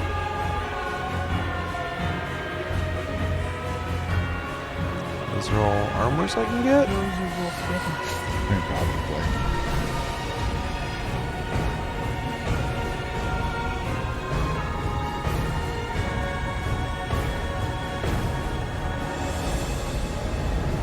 Our story All right, so real quick, really cool trailer. I didn't fully get everything out of that, but there's a couple things I noticed that I'll wait and see what this guy thinks about it as well. But a much bigger and more epic trailer than I was expecting, because a lot of times with like FromSoft, like Dark Souls style games, they feel super isolated with your hero. It's like, you know, basically focused on that, and we get a lot of like, you know, vague imagery in a lot of the trailers as well. But this one actually kind of gave us some pretty big scenes that I wasn't expecting. Also, the fucking music was fantastic. Yeah. Tone was awesome.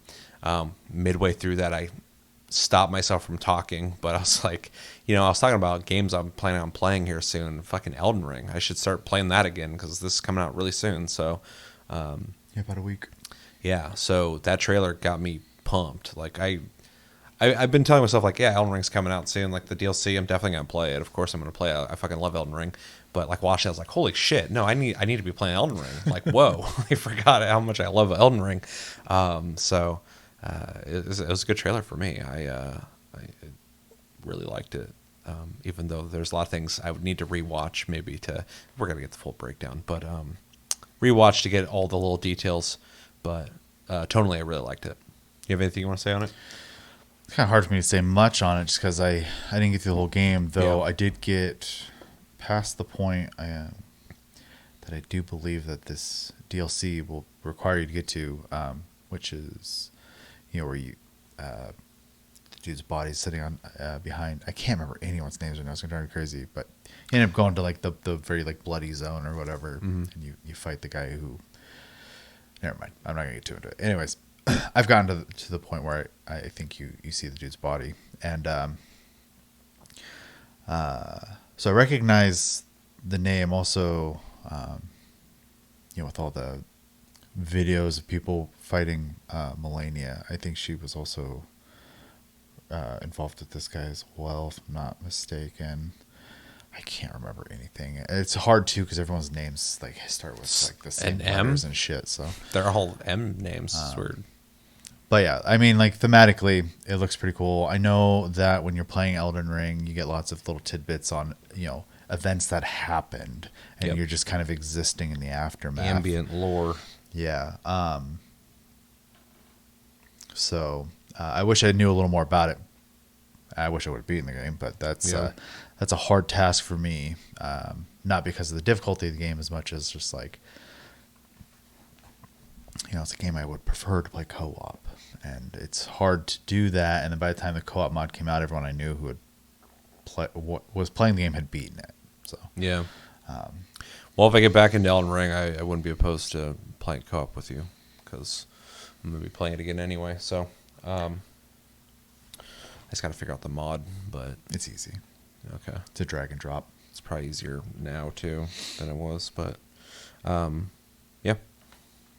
Yeah, I mean, I don't have anything deep to add to it, though. I'm too ignorant on it. So yeah, I got to do a refresher on the lore because I was like really into it when I first played it, but it's been a while now, and I haven't been thinking about it. So I need to refresh myself on all the things because FromSoft already is really adamant about this whole ambient lore thing of like you just learn the world and the story as you play through tidbits, and then the gaming community basically puts it all together and figures it out together. But Elden Ring definitely seems a lot more deep than their prior games in terms of the lore and the moving parts and the characters and stuff. So it's kind of hard to remember every little thing. So it kind of helped to have like an author help with that though.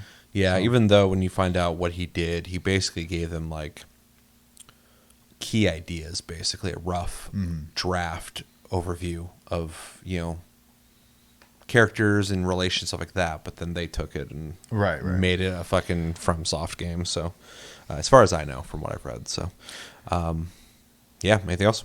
All right, let's deep dive what we saw in this trailer in 3, 2, 1, go. The trailer begins with some very grotesque imagery, with a hand reaching into someone's flesh and removing strands of gold. It's a hand that should be pretty familiar, because the bracelet we can see here is Queen Marika's, and what exactly she's reaching into, well, it's flesh underneath cloth, but it looks to be a pregnant belly, from which she removes golden strands, and the dialogue says, Miquella the Kind spoke of the beginning, the seduction and the betrayal, an affair from which gold arose, which needs to be put in context of something we already know about Queen Marika and the DLC. That the Land of Shadow, the setting of the DLC, was where Queen Marika first set foot and became a god, and where the Erdtree was born. Now going back to that first shot of her reaching into this stomach, if that's what it is, we can think back to the gameplay trailer where we saw this painting of an old man and a pregnant woman standing next to him. Is this the woman she robbed the gold from, and the man with whom she had an affair? That remains to be seen, but I think it's an interesting possibility. The next shot depicts her walking up these steps. That also would be wild to have that kind of foreshadowing where you already have the clues in front of you, but they don't make sense because you don't have the right information. And so if they introduce something later that can make that picture make more sense, I always appreciate stuff like that. And corpses, and one thing you'll notice is that these aren't just corpses, but they're skinned corpses. Gross. Now, why does that matter? Well, a major part of Elden Ring's lore is something known as the Godskin Hunt, a period of history where the gloam-eyed queen led the Godskins and hunted the gods. But the problem is, there's no record of it actually happening in the lands between. However, the Land of Shadow might have been the place it happened. And since we see so many skinned corpses here, well, maybe this is the remains of that hunt. And we'll have more hints to that in a minute. But the following shot is very interesting because she holds up these threads that she pulled from the belly, and they seem to take the shape of a rune, with great power emanating from them. So what we see here is likely her creating her Order of the Elden Ring and becoming a god. But next we see a massive pile of these bodies stretching upward into the sky, and there's quite a few details here. In my opinion, it looks like they're the great roots of a tree, and why that may be the case is because we know that once Marika became a god, the Erdtree was born. And what do we know about Erdtree roots, well, they're made of bodies. But also notice the sky here. The color is Gloam, which of course is the namesake of the Gloam-eyed queen, the leader of the Godskins. We then move on to a shot of the war. The armies of Mesmer the Impaler laying siege to the land of Shadow. Now, why exactly this war is happening, we don't know, but we can clearly see that Mesmer's side is the victorious one, with the entire city consumed in fire and collapsing. Now, something interesting we'll notice here is the way Mesmer's flame moves. They're like little snakes that he's commanding to go out and burn, with this trail of black. It's very cool, and it reminds me quite a bit of Rykard's Rancor Call, but of course it's not exactly the same. We then see this very interesting shot of a woman crouched down on the ground, clutching this sort of spear. Now, we don't have any details and not a lot to go off about who this might be, but an interesting observation that came to me when I saw this is that it does remind me a bit of the concept art we saw of the Godskin Apostle way before release, with that orange fire and coiled end. So is this woman crouched down the Gloam-eyed queen? Well, it's just a theory for now, it remains to be seen. But after this, we get an amazing shot of the lion dance fighting through some of Mesmer's army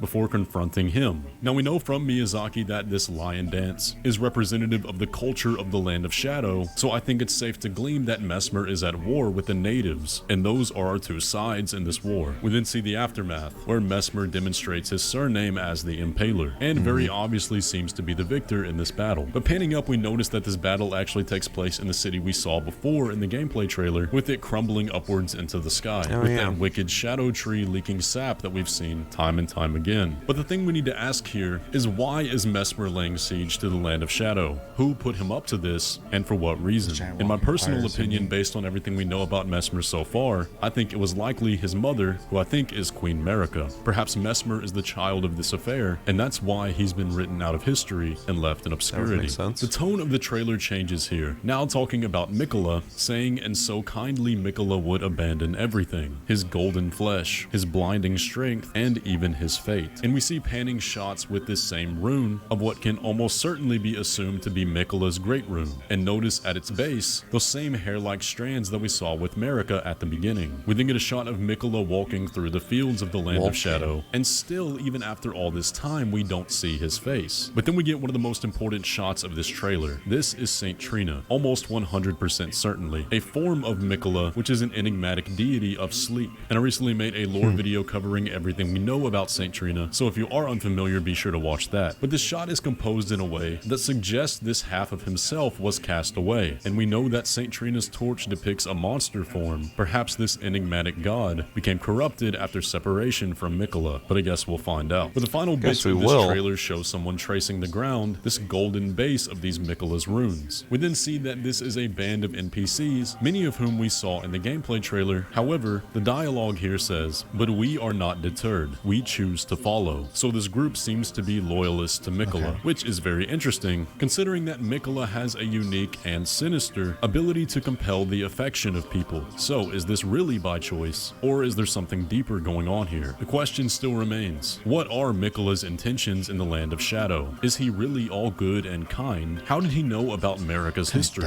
considering that he wasn't born until several ages later? And what is the end of all of this? What is to be gained here, and how will it affect the overall story? But one final thing I want to point out here is that the narrator of this trailer sounds very similar to the one we got at the end of the gameplay trailer.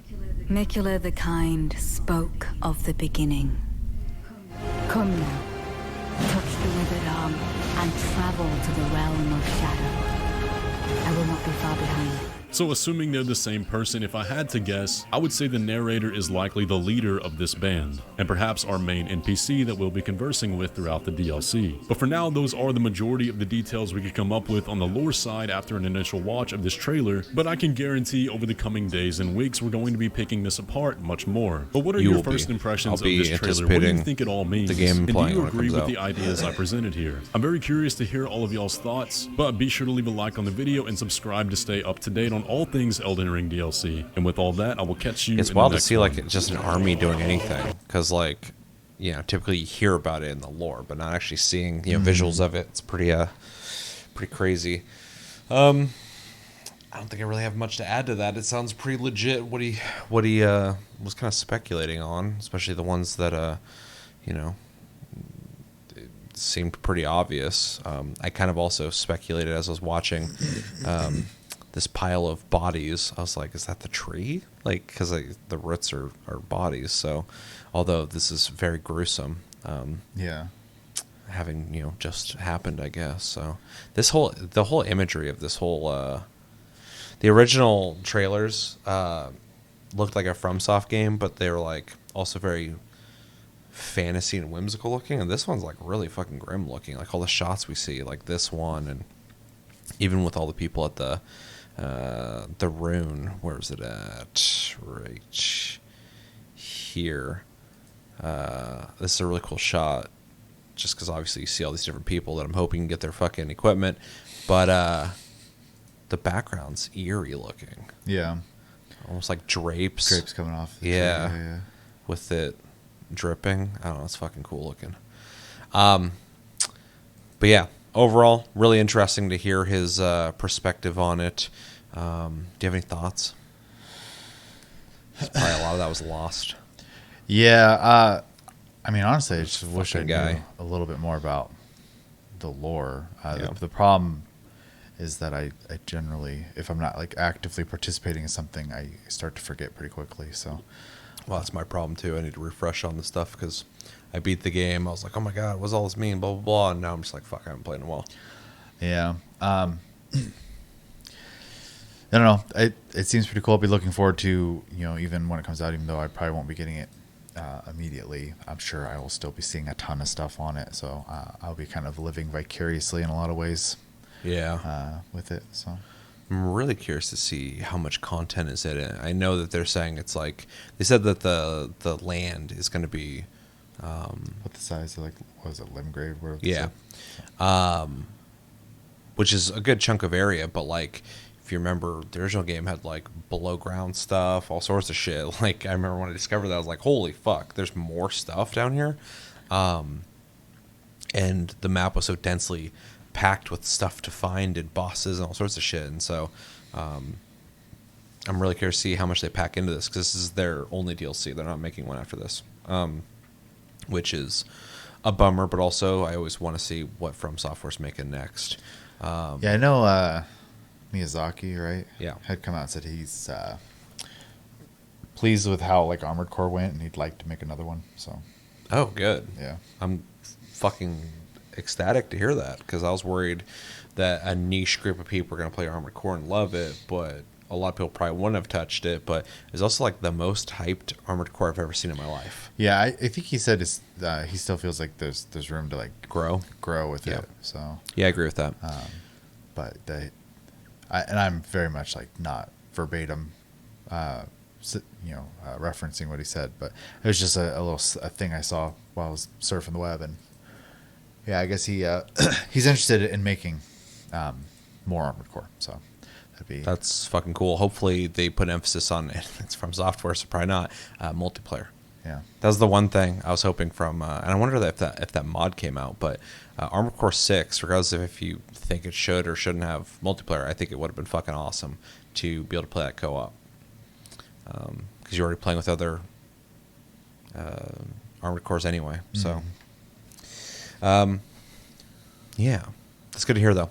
Overall, though, really cool trailer. Really excited. Really cool breakdown. I'm sure he's probably correct on a lot of that stuff. I would actually be interested in seeing somebody else's breakdown and see what they got out of it, because it's so vague that, like, there's the clues there, but there's also like a lot of stuff there that you get to speculate on, and those are a lot of fun to listen to. But I'm just ready to play it at this point. So I was going to say when we watched this that I want a gameplay trailer, and we already got one, but it's so close now, just release it. I'm going to play it anyway, so they don't have to advertise this shit. People are going to play it, so. True. Just like the Armored Core thing, like I had said early on, before it came out, that From Software's name, it's a perfect time now for Armored Core to come back, because their name alone is going to sell it more than it would have sold before. Well, and a bunch of people did try it, so. Yep. Yeah, exactly. So, but I just knew that was going to happen, because I was like, From Software is such a trusted name and an exciting name when it comes to games coming out, that they could release anything and people are going to play it just because they made it. Mm-hmm. So they had the Armored Core crowd coming back to play a new Armored Core, but also people who are From Software now going like, what are you making? You're making a sci-fi game? Like, what is this shit? So, yeah, that's really cool to hear. Have anything else you want to say? All right, let us know in the comments what do you guys think about the Elden Ring Shadow of the Erdtree story trailer. What'd you get out of it? Any tidbits you want to add? And what'd you think of, what's his name, Zeostorm? Zeostorm's breakdown. Do you think he's right? Do you think he's wrong? Anything you found interesting in that? Also, thank you, Zeostorm, for your video and letting us react to it, hopefully.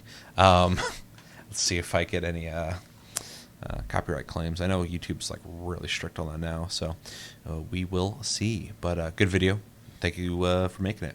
All right, last video we got is a little bit of a sit, but if you're into Final Fantasy XIV, you'll probably enjoy this. And maybe if you're curious about Final Fantasy XIV, you might enjoy this as well. This is the Dawntrail job actions video. It's 21 minutes long, and in case you haven't gathered from the earlier parts of this podcast, Dawntrail is the upcoming expansion very soon. Upcoming expansion to Final Fantasy XIV, which is a great MMO. You should play it. And this is basically going to be going through upgrades and changes to jobs. Well, there'll be no like information. It is literally just visuals. Visuals of existing and new abilities, and not in like the context of how you'd play, but in a showcase format.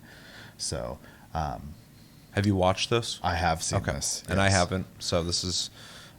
Mostly for us to discuss, but also for me to see. Yeah, this is definitely more for you. I have watched this. I do want to kind of throw a little disclaimer out there. I don't play every job, especially last expansion. I mostly played White Mage, so I'm not going to have a lot of insight. He's not an omni expert of every job. Well, and I just got back from a long break too, so I'm like super rusty right now.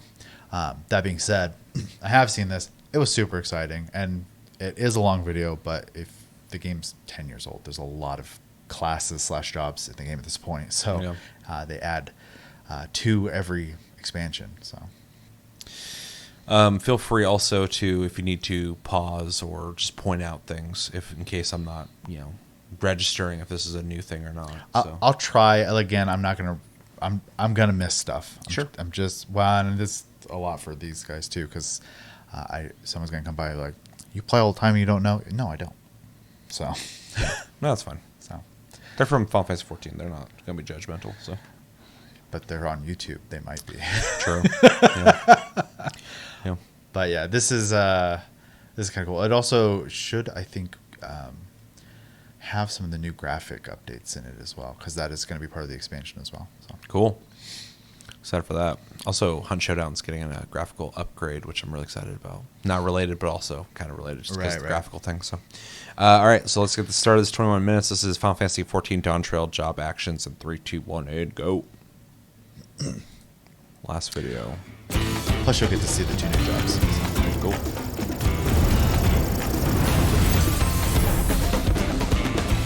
I also think we should make this box coming up. I think it should be merch. A box? Yeah, you'll see. This is Viper's Limerick. That's very cool. It's all the job sites. Oh yeah, why wouldn't you sell that? That's pretty cool. I would buy that.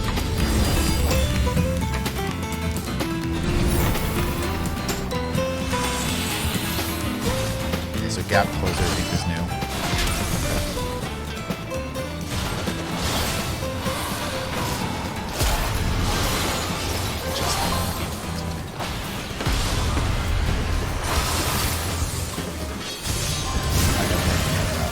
Yeah, it was crazy. It looked newer for sure.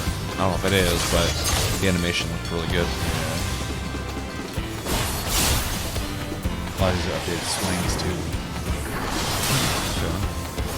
Yeah, it looks a lot more interesting than when I've seen people play. It was a while ago.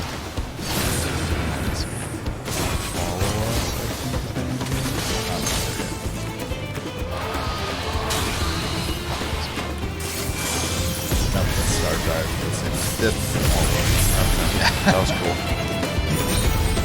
I love it.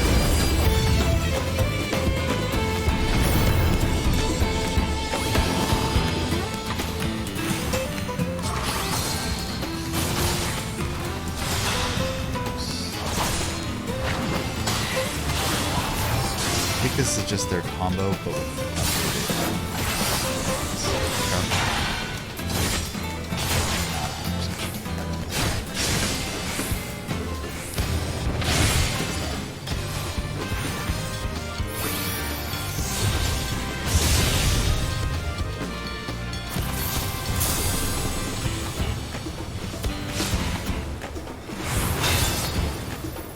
these first three are in, and everything after that. It's dropped. Respectable. This one's pretty good. They're gonna sell that box, right? I'm like looking at these little gem things. I'm like, this is kind of neat. Job stones. Yeah. Where's this at? News one. Oh, okay. Oh, even the last one? Yeah. Oh, an early zone. Alright, puts his axe away and just punching. What class is this? This is warrior. Warrior? Okay. Yeah. Lots of buffing happening right now. Self bleed. More buffing. This is not what I expect from a warrior. No. This combo's dope.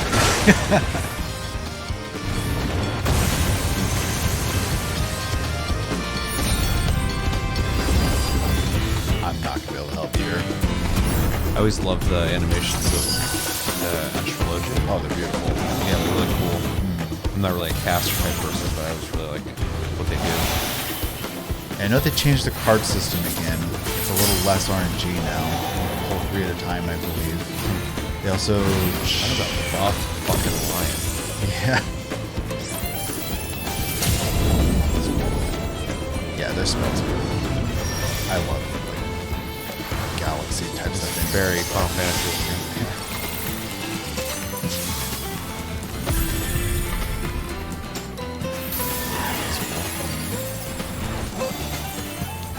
Card on someone, cards are buffs. Okay. The lion just doesn't know what the fuck's going on. I mean, it's essentially a dummy. Dummy, for sure.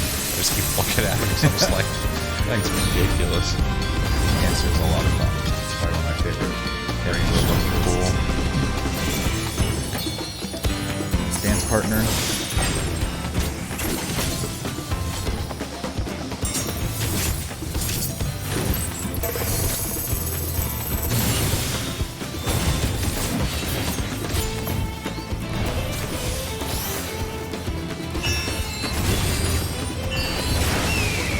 Very flashy. Oh yeah.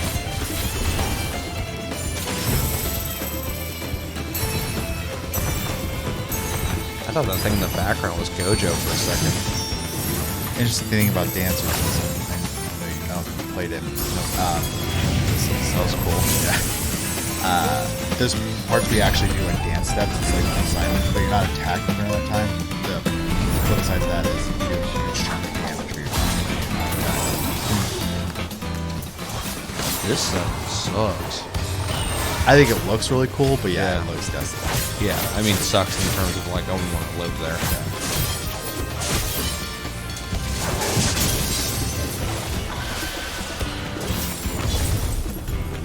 Is Reaper new? Last expansion. Well, okay. Let's say this seems really unfamiliar to me. It's very bursty, so you do a lot of like building up, and then you do a lot of rapid fire. It's kind of like machines like that. Okay. The animation is really good. But I guess It's anywhere very new new. job, Yeah. so. Red Mage is also fun. Probably one of my favorite casters. I love their aesthetic. Yeah. They just have this neat thing where you use light magic, dark magic, go back and forth to fill those gauges. Okay. And the closer they are to each other, the better they fill. If they're too far apart, they fill slower. So Oh, weird. So you're balancing shit out? yeah, and then you have finishers you cast. Okay, interesting. That's that car in that Warhammer game. What's This that is a graphic going finisher. on? That's like melee stuff. Is how you finish using it. And then jump back to do just moves. This I think is new. That job looked kind of cool. It's fun. It should be a little more familiar, though you don't have the whole kit yet. So. Sure.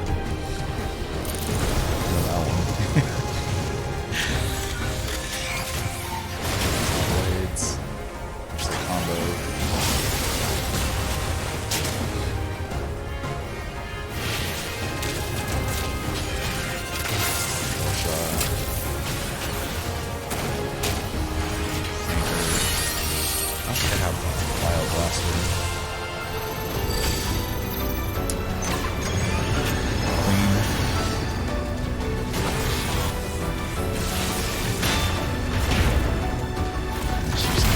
Thing. I think that's new.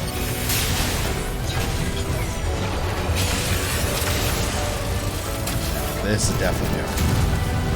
That's fucking cool. Although I'm gonna be honest, a couple of the jobs we've seen before, machinists have way cooler fucking moves. I really didn't like the machinists, but like some of those guys, I'm like, they're kind of fucking cool. Ninja, I don't like playing, so it's hard for me to comment on. Ninja stuff. Ninja stuff.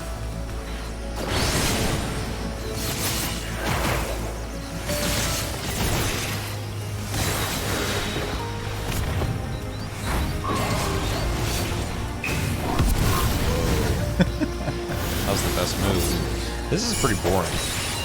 I gotta be honest. It's a lot of button pushing, so if you like being active while you're playing, it's actually really good for that. Yeah, I'm sure playing it is cool. Just animation-wise and moves, it's all pretty Last basic. expansions. I remember this thing looked really cool too. Yeah, I don't play preventive healing, so I don't know this for too long. That's new.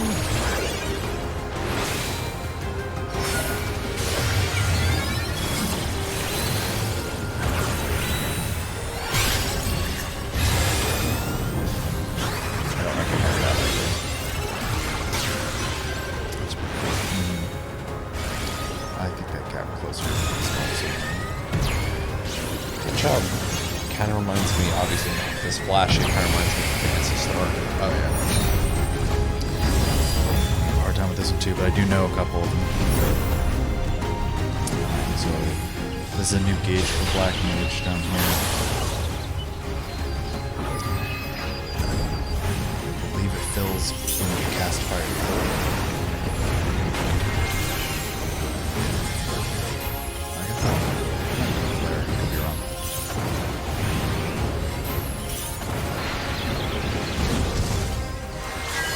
That's new. Being able to look at ley lines. You stand in that, you do more damage. So. Okay. You tip before it was where you put it. That's where it was. So. Oh yeah, that would definitely be an improvement.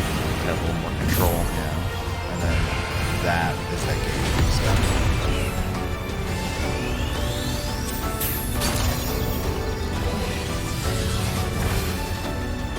It's also the job that Yoshiki plays. So.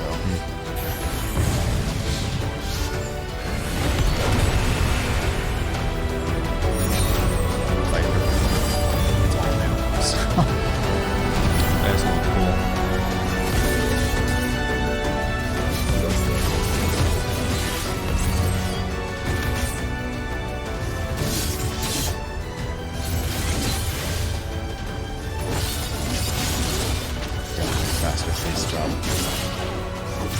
Yeah, I like it.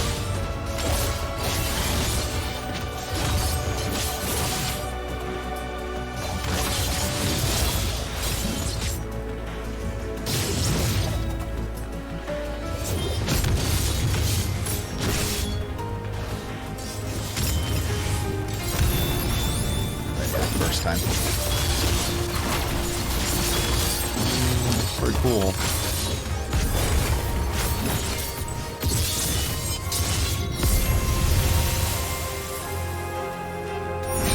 My job. Just be a little guy.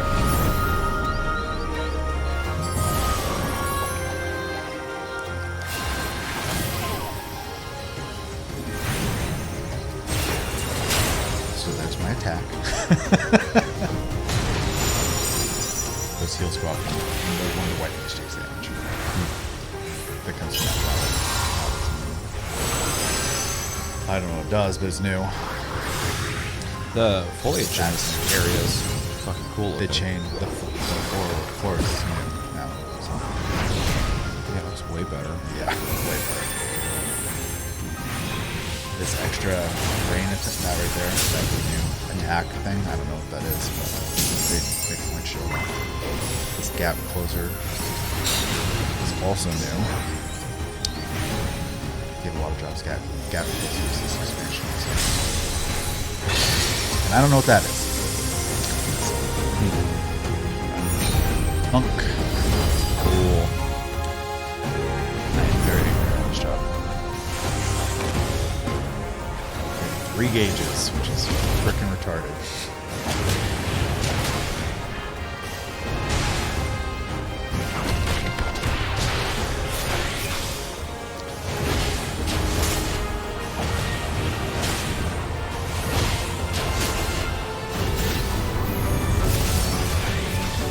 I know Chris likes playing this job.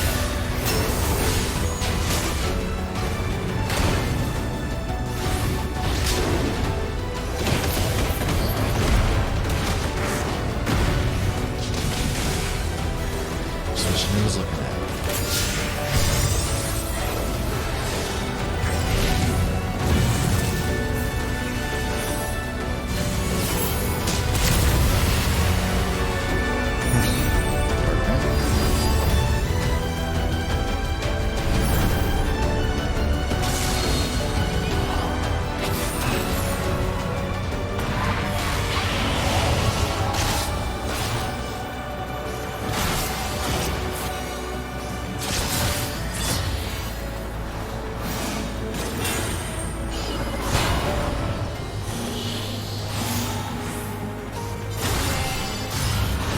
Those are updated swings. I'm not 100% sure.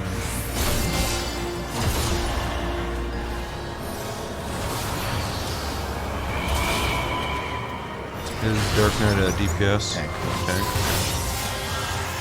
Yeah, because I was like, I don't know what this guy's really doing. Magic damage and defense mostly. That one with the purple, that's me. Bard. Not very appealing.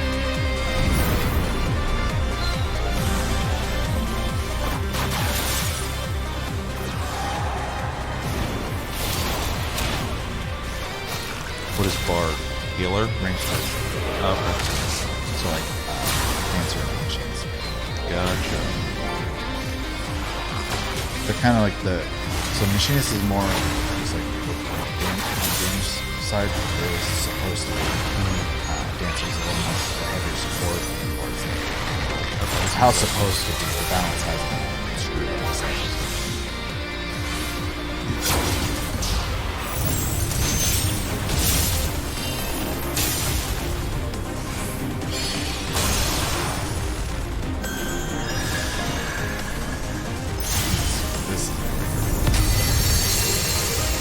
I'm not super familiar with that one just because I don't play so much. It's a lot of like playing a song for a buff having these moves and switching songs. Yeah, that's kind of interesting, but not really. Summer got updated last expansion, like complete rework, so they fast forwarded a lot of the stuff that like go through the summons, they just have them do their finishers. The new one will be the last one. So the rest of it is all updated.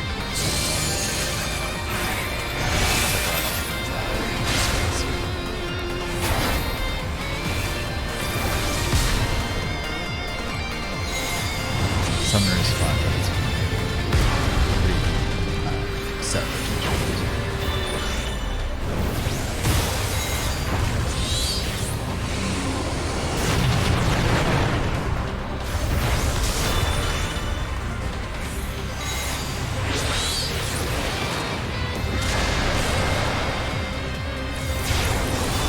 This is the new one.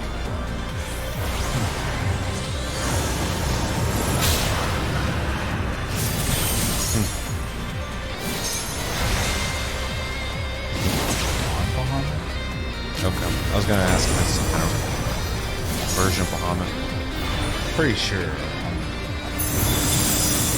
Not 100%. Samurai! I love this job.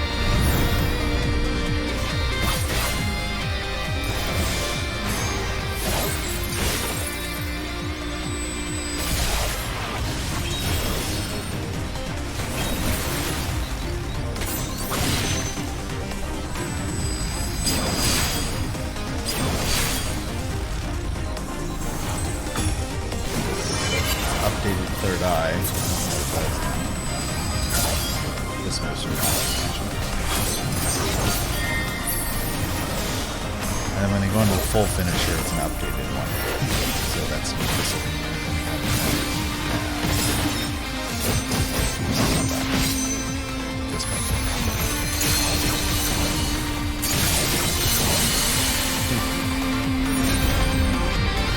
Scholar, they got a bunch of cool looking stuff for this expansion.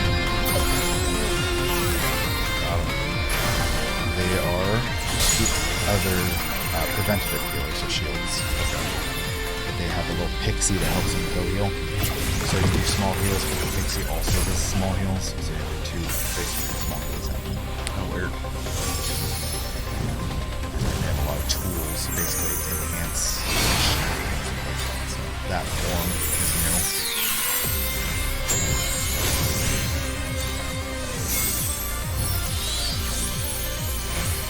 That's a buff, but it's got different stuff happening to it. The Sarah.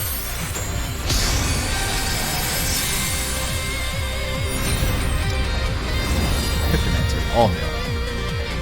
I don't even know what the fuck that is. Painter.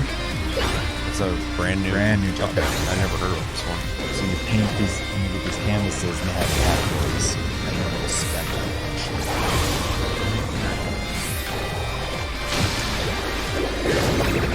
So you spent the first one, let's get a new one. This is wild. Yeah. Yeah, there's some raw look like super set. It looks cool. Is it just range DPS or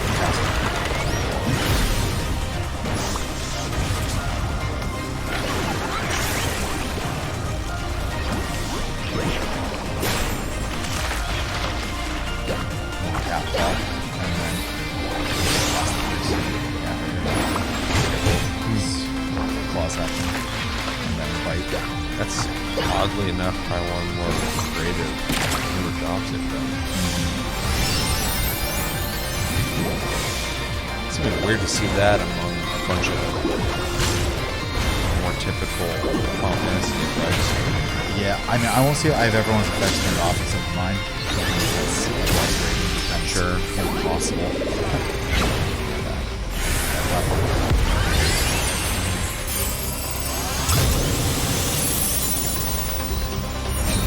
Breaker. I don't know what he's doing, but I'll play tank. I love that background. Those mountains are gorgeous.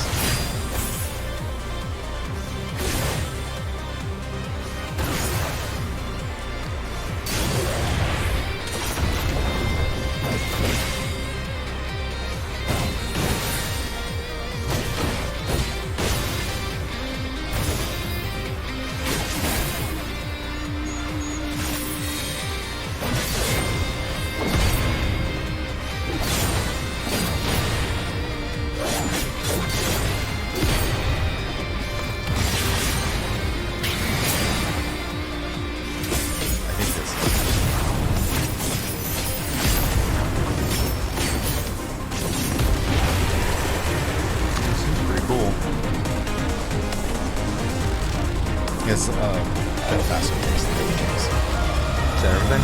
That's everything.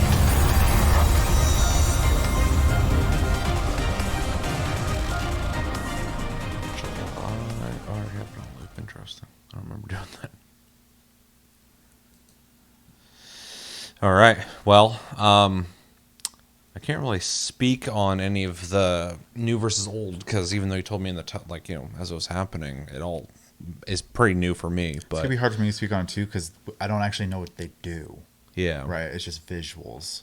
Until they release that information to us, we don't know what any of these new moves actually are. So. Yeah. Yeah. The big standouts, though, I mean, basically all the ones I thought were really cool anyway. So it's probably more of an aesthetic thing. But it seemed like all of their newer big moves they all finished with were all definitely newer looking, but all really flashy and really cool looking. It's always fun because we've done this before, right? With the job actions, it's always fun going through and seeing all the jobs back to back doing their moves, because it gives me a good like visual representation of if I'm into a job or not. Maybe mechanically, if I played them, I would change my mind. Oh, for sure. Visual aesthetic plays a huge part to it as well, because I want to play a cool character for me. And that's how fighting games work too, though. Sure. And so a lot of these jobs is like, yeah, that's not for me. But then there's a couple in there that I don't remember what it was, but there's a couple I'd never even thought about before. But I was like, that's actually kind of cool looking. Dancers, I always thought was pretty cool looking, and the moves we saw there were fun to play too. Super fucking flashy. I would never play this class, but I think their moves are just really cool. The Astrologian, right? Yeah. Warrior is so not what I expect every time I see it.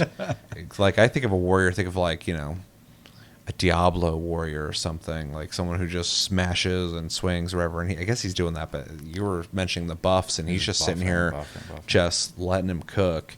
Paladin looks like probably one of the most boring classes. That's probably my favorite tank, personally. Is it?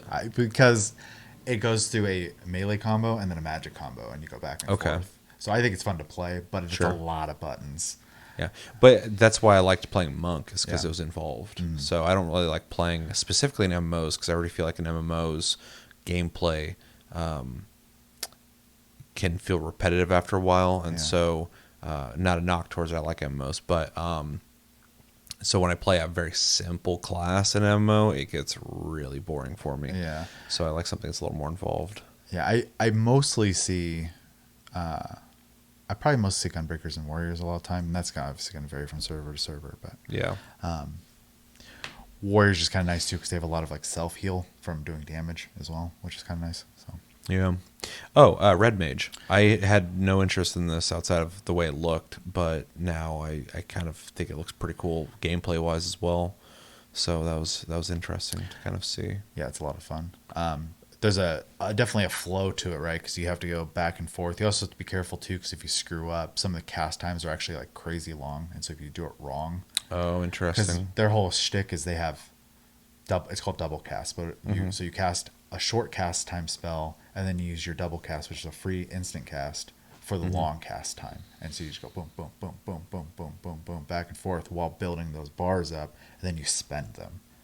So almost sounds like a risk versus reward style. Like, if you do it correctly, you're gonna get the benefits, but you're punished if not. Machinist, I'm already playing and I'm enjoying. So I think Machinist is fun. Yeah, I think the move set and the way it plays is creative and fun. So, although I don't think I have this robot on that, I think is I could be wrong on this. That is either the level 80 or the level 90 ability. Okay, yeah, I don't have it, but that end one is really cool. Ninja might be fun for people to play, but visually I think it just looks so boring. But I'm also not really into ninjas in general anyway. I like samurais over, like ninjas. So, Sage. This one had some pretty interesting looking abilities, but not really. I remember too when they were first showed off. I really liked the visual aesthetic of them and the move set, but I can tell gameplay wise, it's not really something I would want to play. Black Mage looks really simple. It is not. It's not? No. Okay. I actually is my least favorite caster for me, just because it's very involved versus like I kind of explained Red Mage, but Red Mage is actually pretty simple to play. It's just don't screw it up, Perfect for me, versus like Black Mage, you get huge reward for not screwing up, but if you screw up, it messes up your entire. You have to start over basically with your rotation. Summoner is similar. If you screw up a Summoner, your DPS is garbage. So I guess that doesn't translate visually for me. I'm looking over here. This doesn't mean anything to me, but it's a ton of gauges basically. Yeah, it just seems like stand in that thing and cast basically. But if there's some systems there, I'm not really. Well, you're also missing the game of like that monster's not fighting back, and Black Mage is like movement is not their friend. And so, like when you're having to dodge AoEs constantly, there's a skill to optimizing your DPS while minimally moving them. So gotcha. That makes sense. And then you said Viper's new, Brand new, right? brand new, Yeah, yeah. this one looks really cool to me. Yep, I'm pretty sure half the people in our free company want to play that Yeah, one. everybody's so. going to be playing that. I mean, he's dual wielding and then turning that into a dual-sided weapon, so... Yeah. It looks a little simple for me, personally. Yeah. But, I mean, I'll level it. I may change my mind. It's not the most creative job, but what they're doing, it's like you do the thing people expect and want from you, but you do it well. Mm-hmm. That's what it looks like to me. It's like, of course, people are going to want to play that, but it also looked fucking cool, so Yeah. they did it. The big surprise was that painting class. Ectomancer.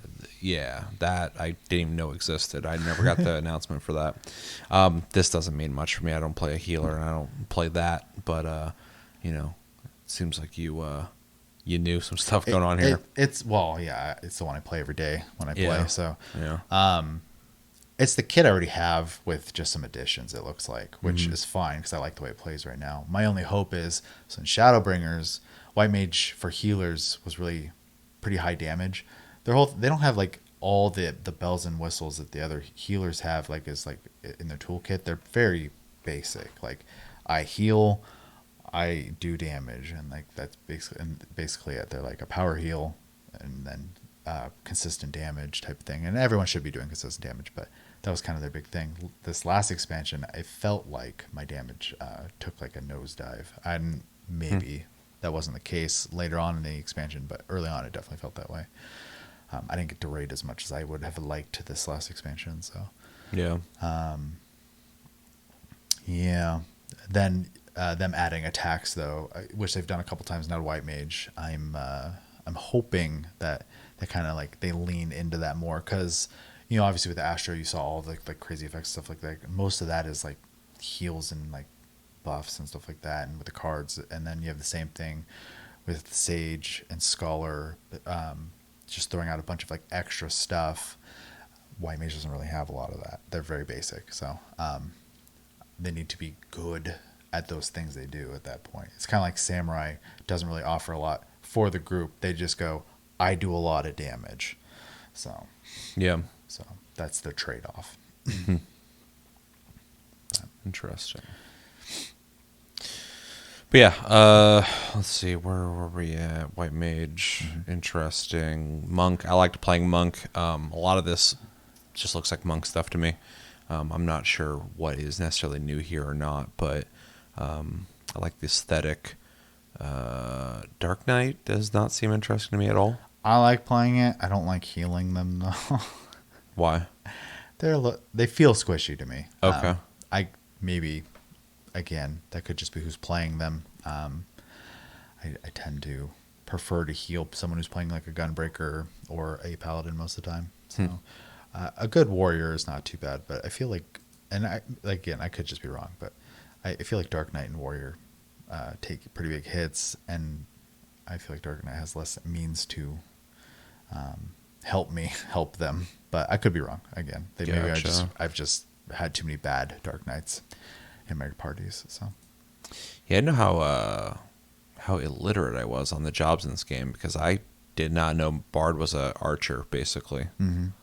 So that's really interesting. It's not as interesting to me as Machinist, but it does kind of appeal to me because I like, first person shooters, guns and mechs and stuff like that. So of course Machinist appeals to me, but also all these range effects kind of feels adjacent to. So you hear the song that's playing right now. It's called Armies Pay On. There's a timer for it, and then this is like a count up for something else. I can't remember exactly.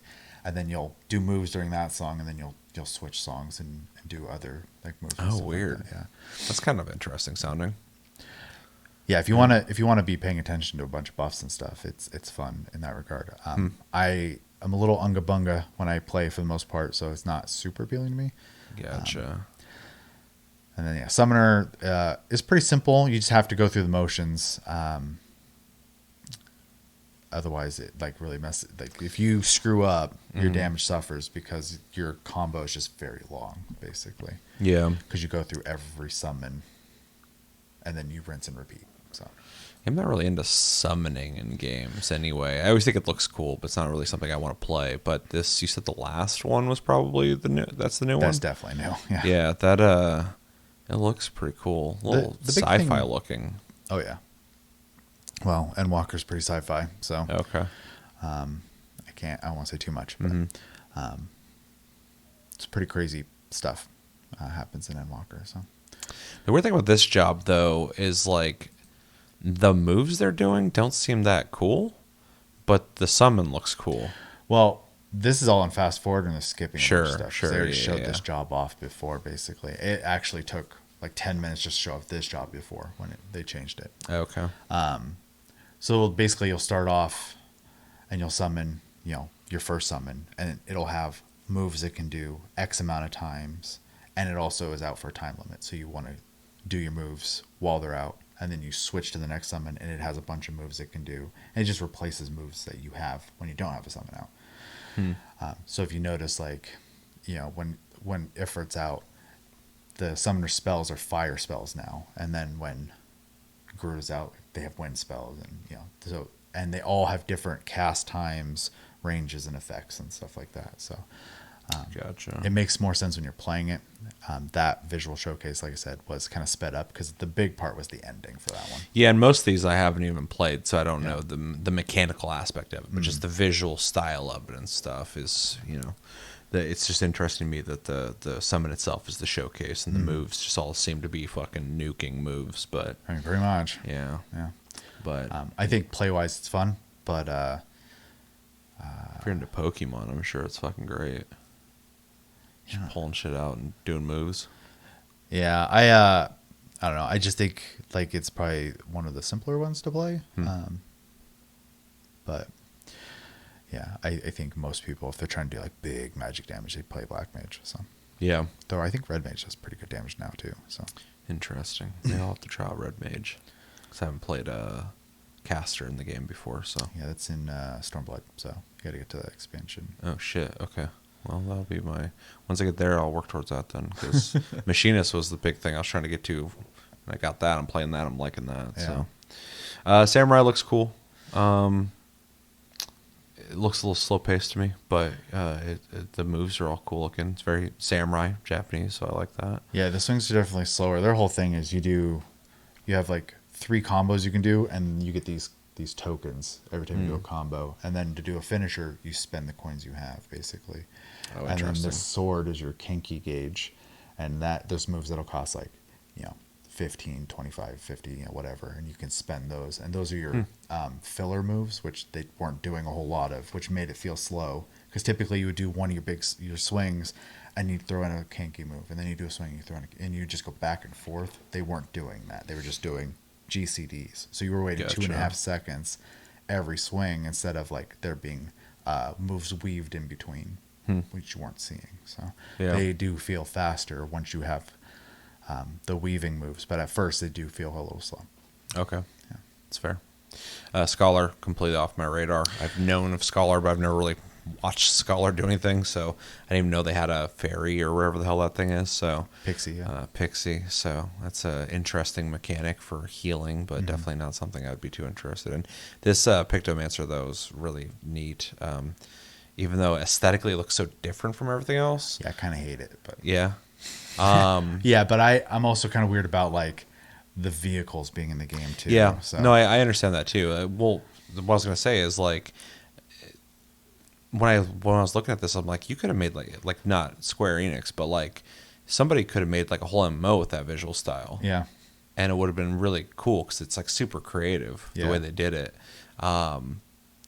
It does look weird though with the backdrop of how cartoony it is, but I'm like conflicted on it because I think it looks really like they did a really good job with it, but it looks so different than everything. Like I was saying earlier, that contrasted with other things if you didn't have them turned off, it's gonna look really crazy because it's got the Square Enix visual flair, but it's so different with how it looks like painted and it's like super vibrant and it's it definitely interesting. feels like paint, right? Which is the point. And so like I don't like dislike it in that regard. I just the visual clash my brain doesn't like very much. So no, I understand. I don't think it looks bad by any means. I actually think they made it look very interesting play style wise. Well, even like the color varying on this outside circle, and then the saturation pulsing basically every time they do the moves. It's really cool looking, but it looks so weird compared to the rest of the game. But I agree too. Like I'm sure it's super cool to have like the flying cars and Final Fantasy 14, all the crazy shit. And some of the mounts definitely don't look in place, but it's cool to have them. Yeah. But on a purist level, it does kind of take you out of the aesthetic, which I agree with. But also at the same time, Yeah, I mean, they're it's all well just made and look cool. So way too late for that at this point. Sure. Especially with all like the K-pop outfits and stuff like that in the game. So yeah, I agree with that. And then Gunbreaker here, these 3 here, these are bullets, so you have to like reload these to do moves and stuff like that.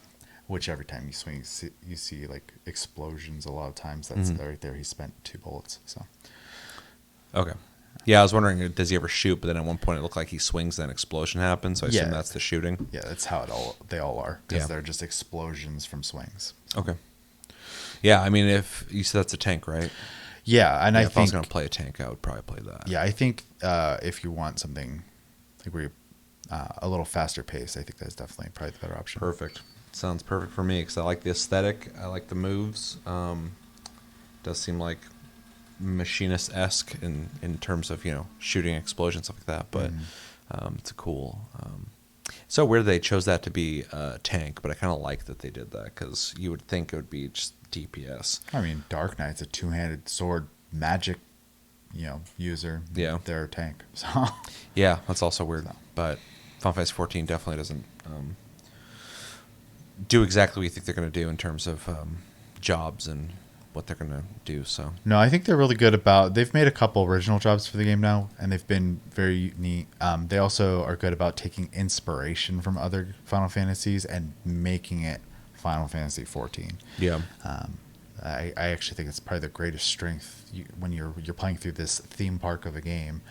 You get all these callbacks and like motifs of all these Final Fantasy games, but they're designed to be lore for this game, and it's very believable while also giving you like that nod, like, hey, this came from here.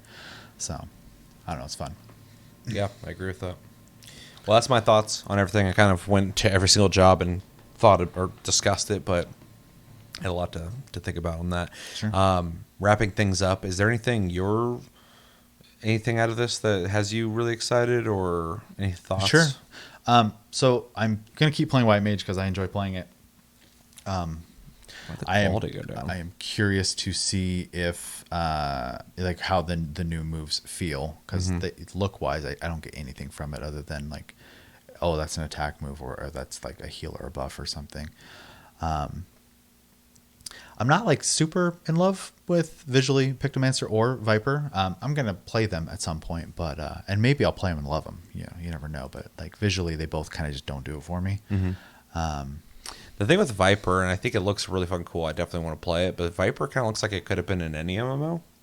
I agree with that. Like if I was playing like a Korean MMO, I feel like I would see a class like that. It's super safe. Yeah. Though the thing I like about it that makes sense is there's a lot of like Final Fantasy IX stuff that looks like it's going to be in Dawntrail, and Final Fantasy XI stuff it looks like, and the weapon, Final Fantasy IX, I can't remember his name, Zidane, has that weapon basically, and so I think it was a good idea to kind of do that. Yeah, other than that, I think the Red Mage stuff looks cool, even though it's just addition stuff. If I were going to play a caster, I think it would probably be Red Mage. I'm still probably going to play Dancer for my ranged physical choice. And then I don't like to play tank, but if I was going to play one, it'd probably be Paladin. But we'll see how they feel. But yeah, I also think it's funny. There's a lot of common things happening in this trailer. There's like a lot of new gap closers for classes that didn't have them already, and a lot of big flashy nuke style finishers for their, I believe, their 2-minute moves. There's a lot of, and I think this is a concern for some people, but it seems like a lot of homogenization, which does kind of pull away from job identity. But I think Yoshi P did say that their focus after this expansion is to try to bring back some of that identity to the jobs. So we'll see. God, what a fucking balancing act that would be. Especially when they constantly add new jobs. And he's already kind of stated they have to basically always have a DPS as a new job because it's essentially an expansion selling thing. Yeah. Because most people play DPS. So I mean, it makes sense. But yeah.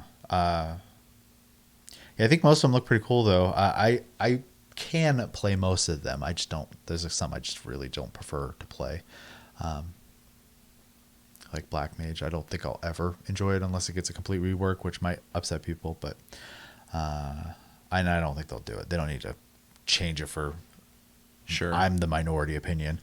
Well, even though you probably want to go through and play all the jobs and level them or whatever, just like with everything in life, like not everything's for everybody. So yeah, exactly. You just gotta, like the things you like and enjoy those. And if you want to level the things, just do it, knock it out, and go back to what you like playing. For sure. And just like I'm not a huge ninja player. In fact, it's the last melee I'm leveling right now. Everything else is already leveled to 90. So it's not my favorite. But I just realized all these things say like melee DPS and shit. I was not paying attention to that. Yeah, they also say it in 4 different languages.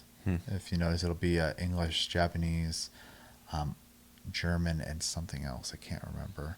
Das Deutsch. So yeah, the game has. I think it has German dubbing available. So, Wunderbar. Yeah, game's available in a lot of different countries and a lot of different languages. Pretty crazy. But anyways, yeah, I'm excited. I'm mostly excited to see where the story's gonna go because they get to basically start over. So yeah, that's gonna be really interesting to see what they even do with that. Well, the last patch definitely put the groundwork in to bring the expansion out because I basically got the invitation to go to the expansion at the end of the story. So looking forward to seeing what that turns into because when part of this also came out around the same time they were doing a live letter, which for you, in case you don't know what that is, that's like their dev talk. And they showed off new zones and all sorts of different stuff. But some of the new zones, a lot of the new zones are like this, like fantasy style setting. But some of the, what I assume are probably the end zones are like pretty high tech looking. So, and hasn't really been mentioned. So it'll be curious to see like why those are, in the game basically. So, yeah. You'll find out soon enough. Yep. And I'll have to do it. I don't have to. I will probably be grinding out pretty long sessions because if I get a spoiler online, I'll go crazy. So, yeah. Yeah, that would suck. Yeah. All right. Well, anything else? No. All right. Let us know in the comments what you guys think about Final Fantasy XIV Dawntrail's job actions. What job do you play? Or if you don't play but you're curious about the game, what job do you want to play? What looks the most appealing to you? Which actions, if they're new, have you excited? Specifically, if you are more familiar with a specific job and you're like, oh, you guys didn't even notice, blah, blah, blah. Let us know because I'm not the guy who knows any of this stuff, and you have the ones you play and the ones you don't. So, and yeah, what are you most excited about when it comes to Dawntrail? It's coming out very soon. Are you super excited? And where do you think it's going to go? Because it's a whole new story, which is wild. And what are you gonna play? Viper? You gonna play Picto something? Pictomancer. And what's the other one? Viper and Pictomancer. Is that it? Just those two? Okay. 2 jobs. Fucking 5 of those look new to me, so I've never really looked into them too much. So, but yeah, I think it's gonna do it for this episode. Thank you, Chevy, for joining me for this longer Tastecast than we've been doing recently. Thank you guys for joining us for this, and I've been Seth. And until next episode, have a good one, guys, and take it easy.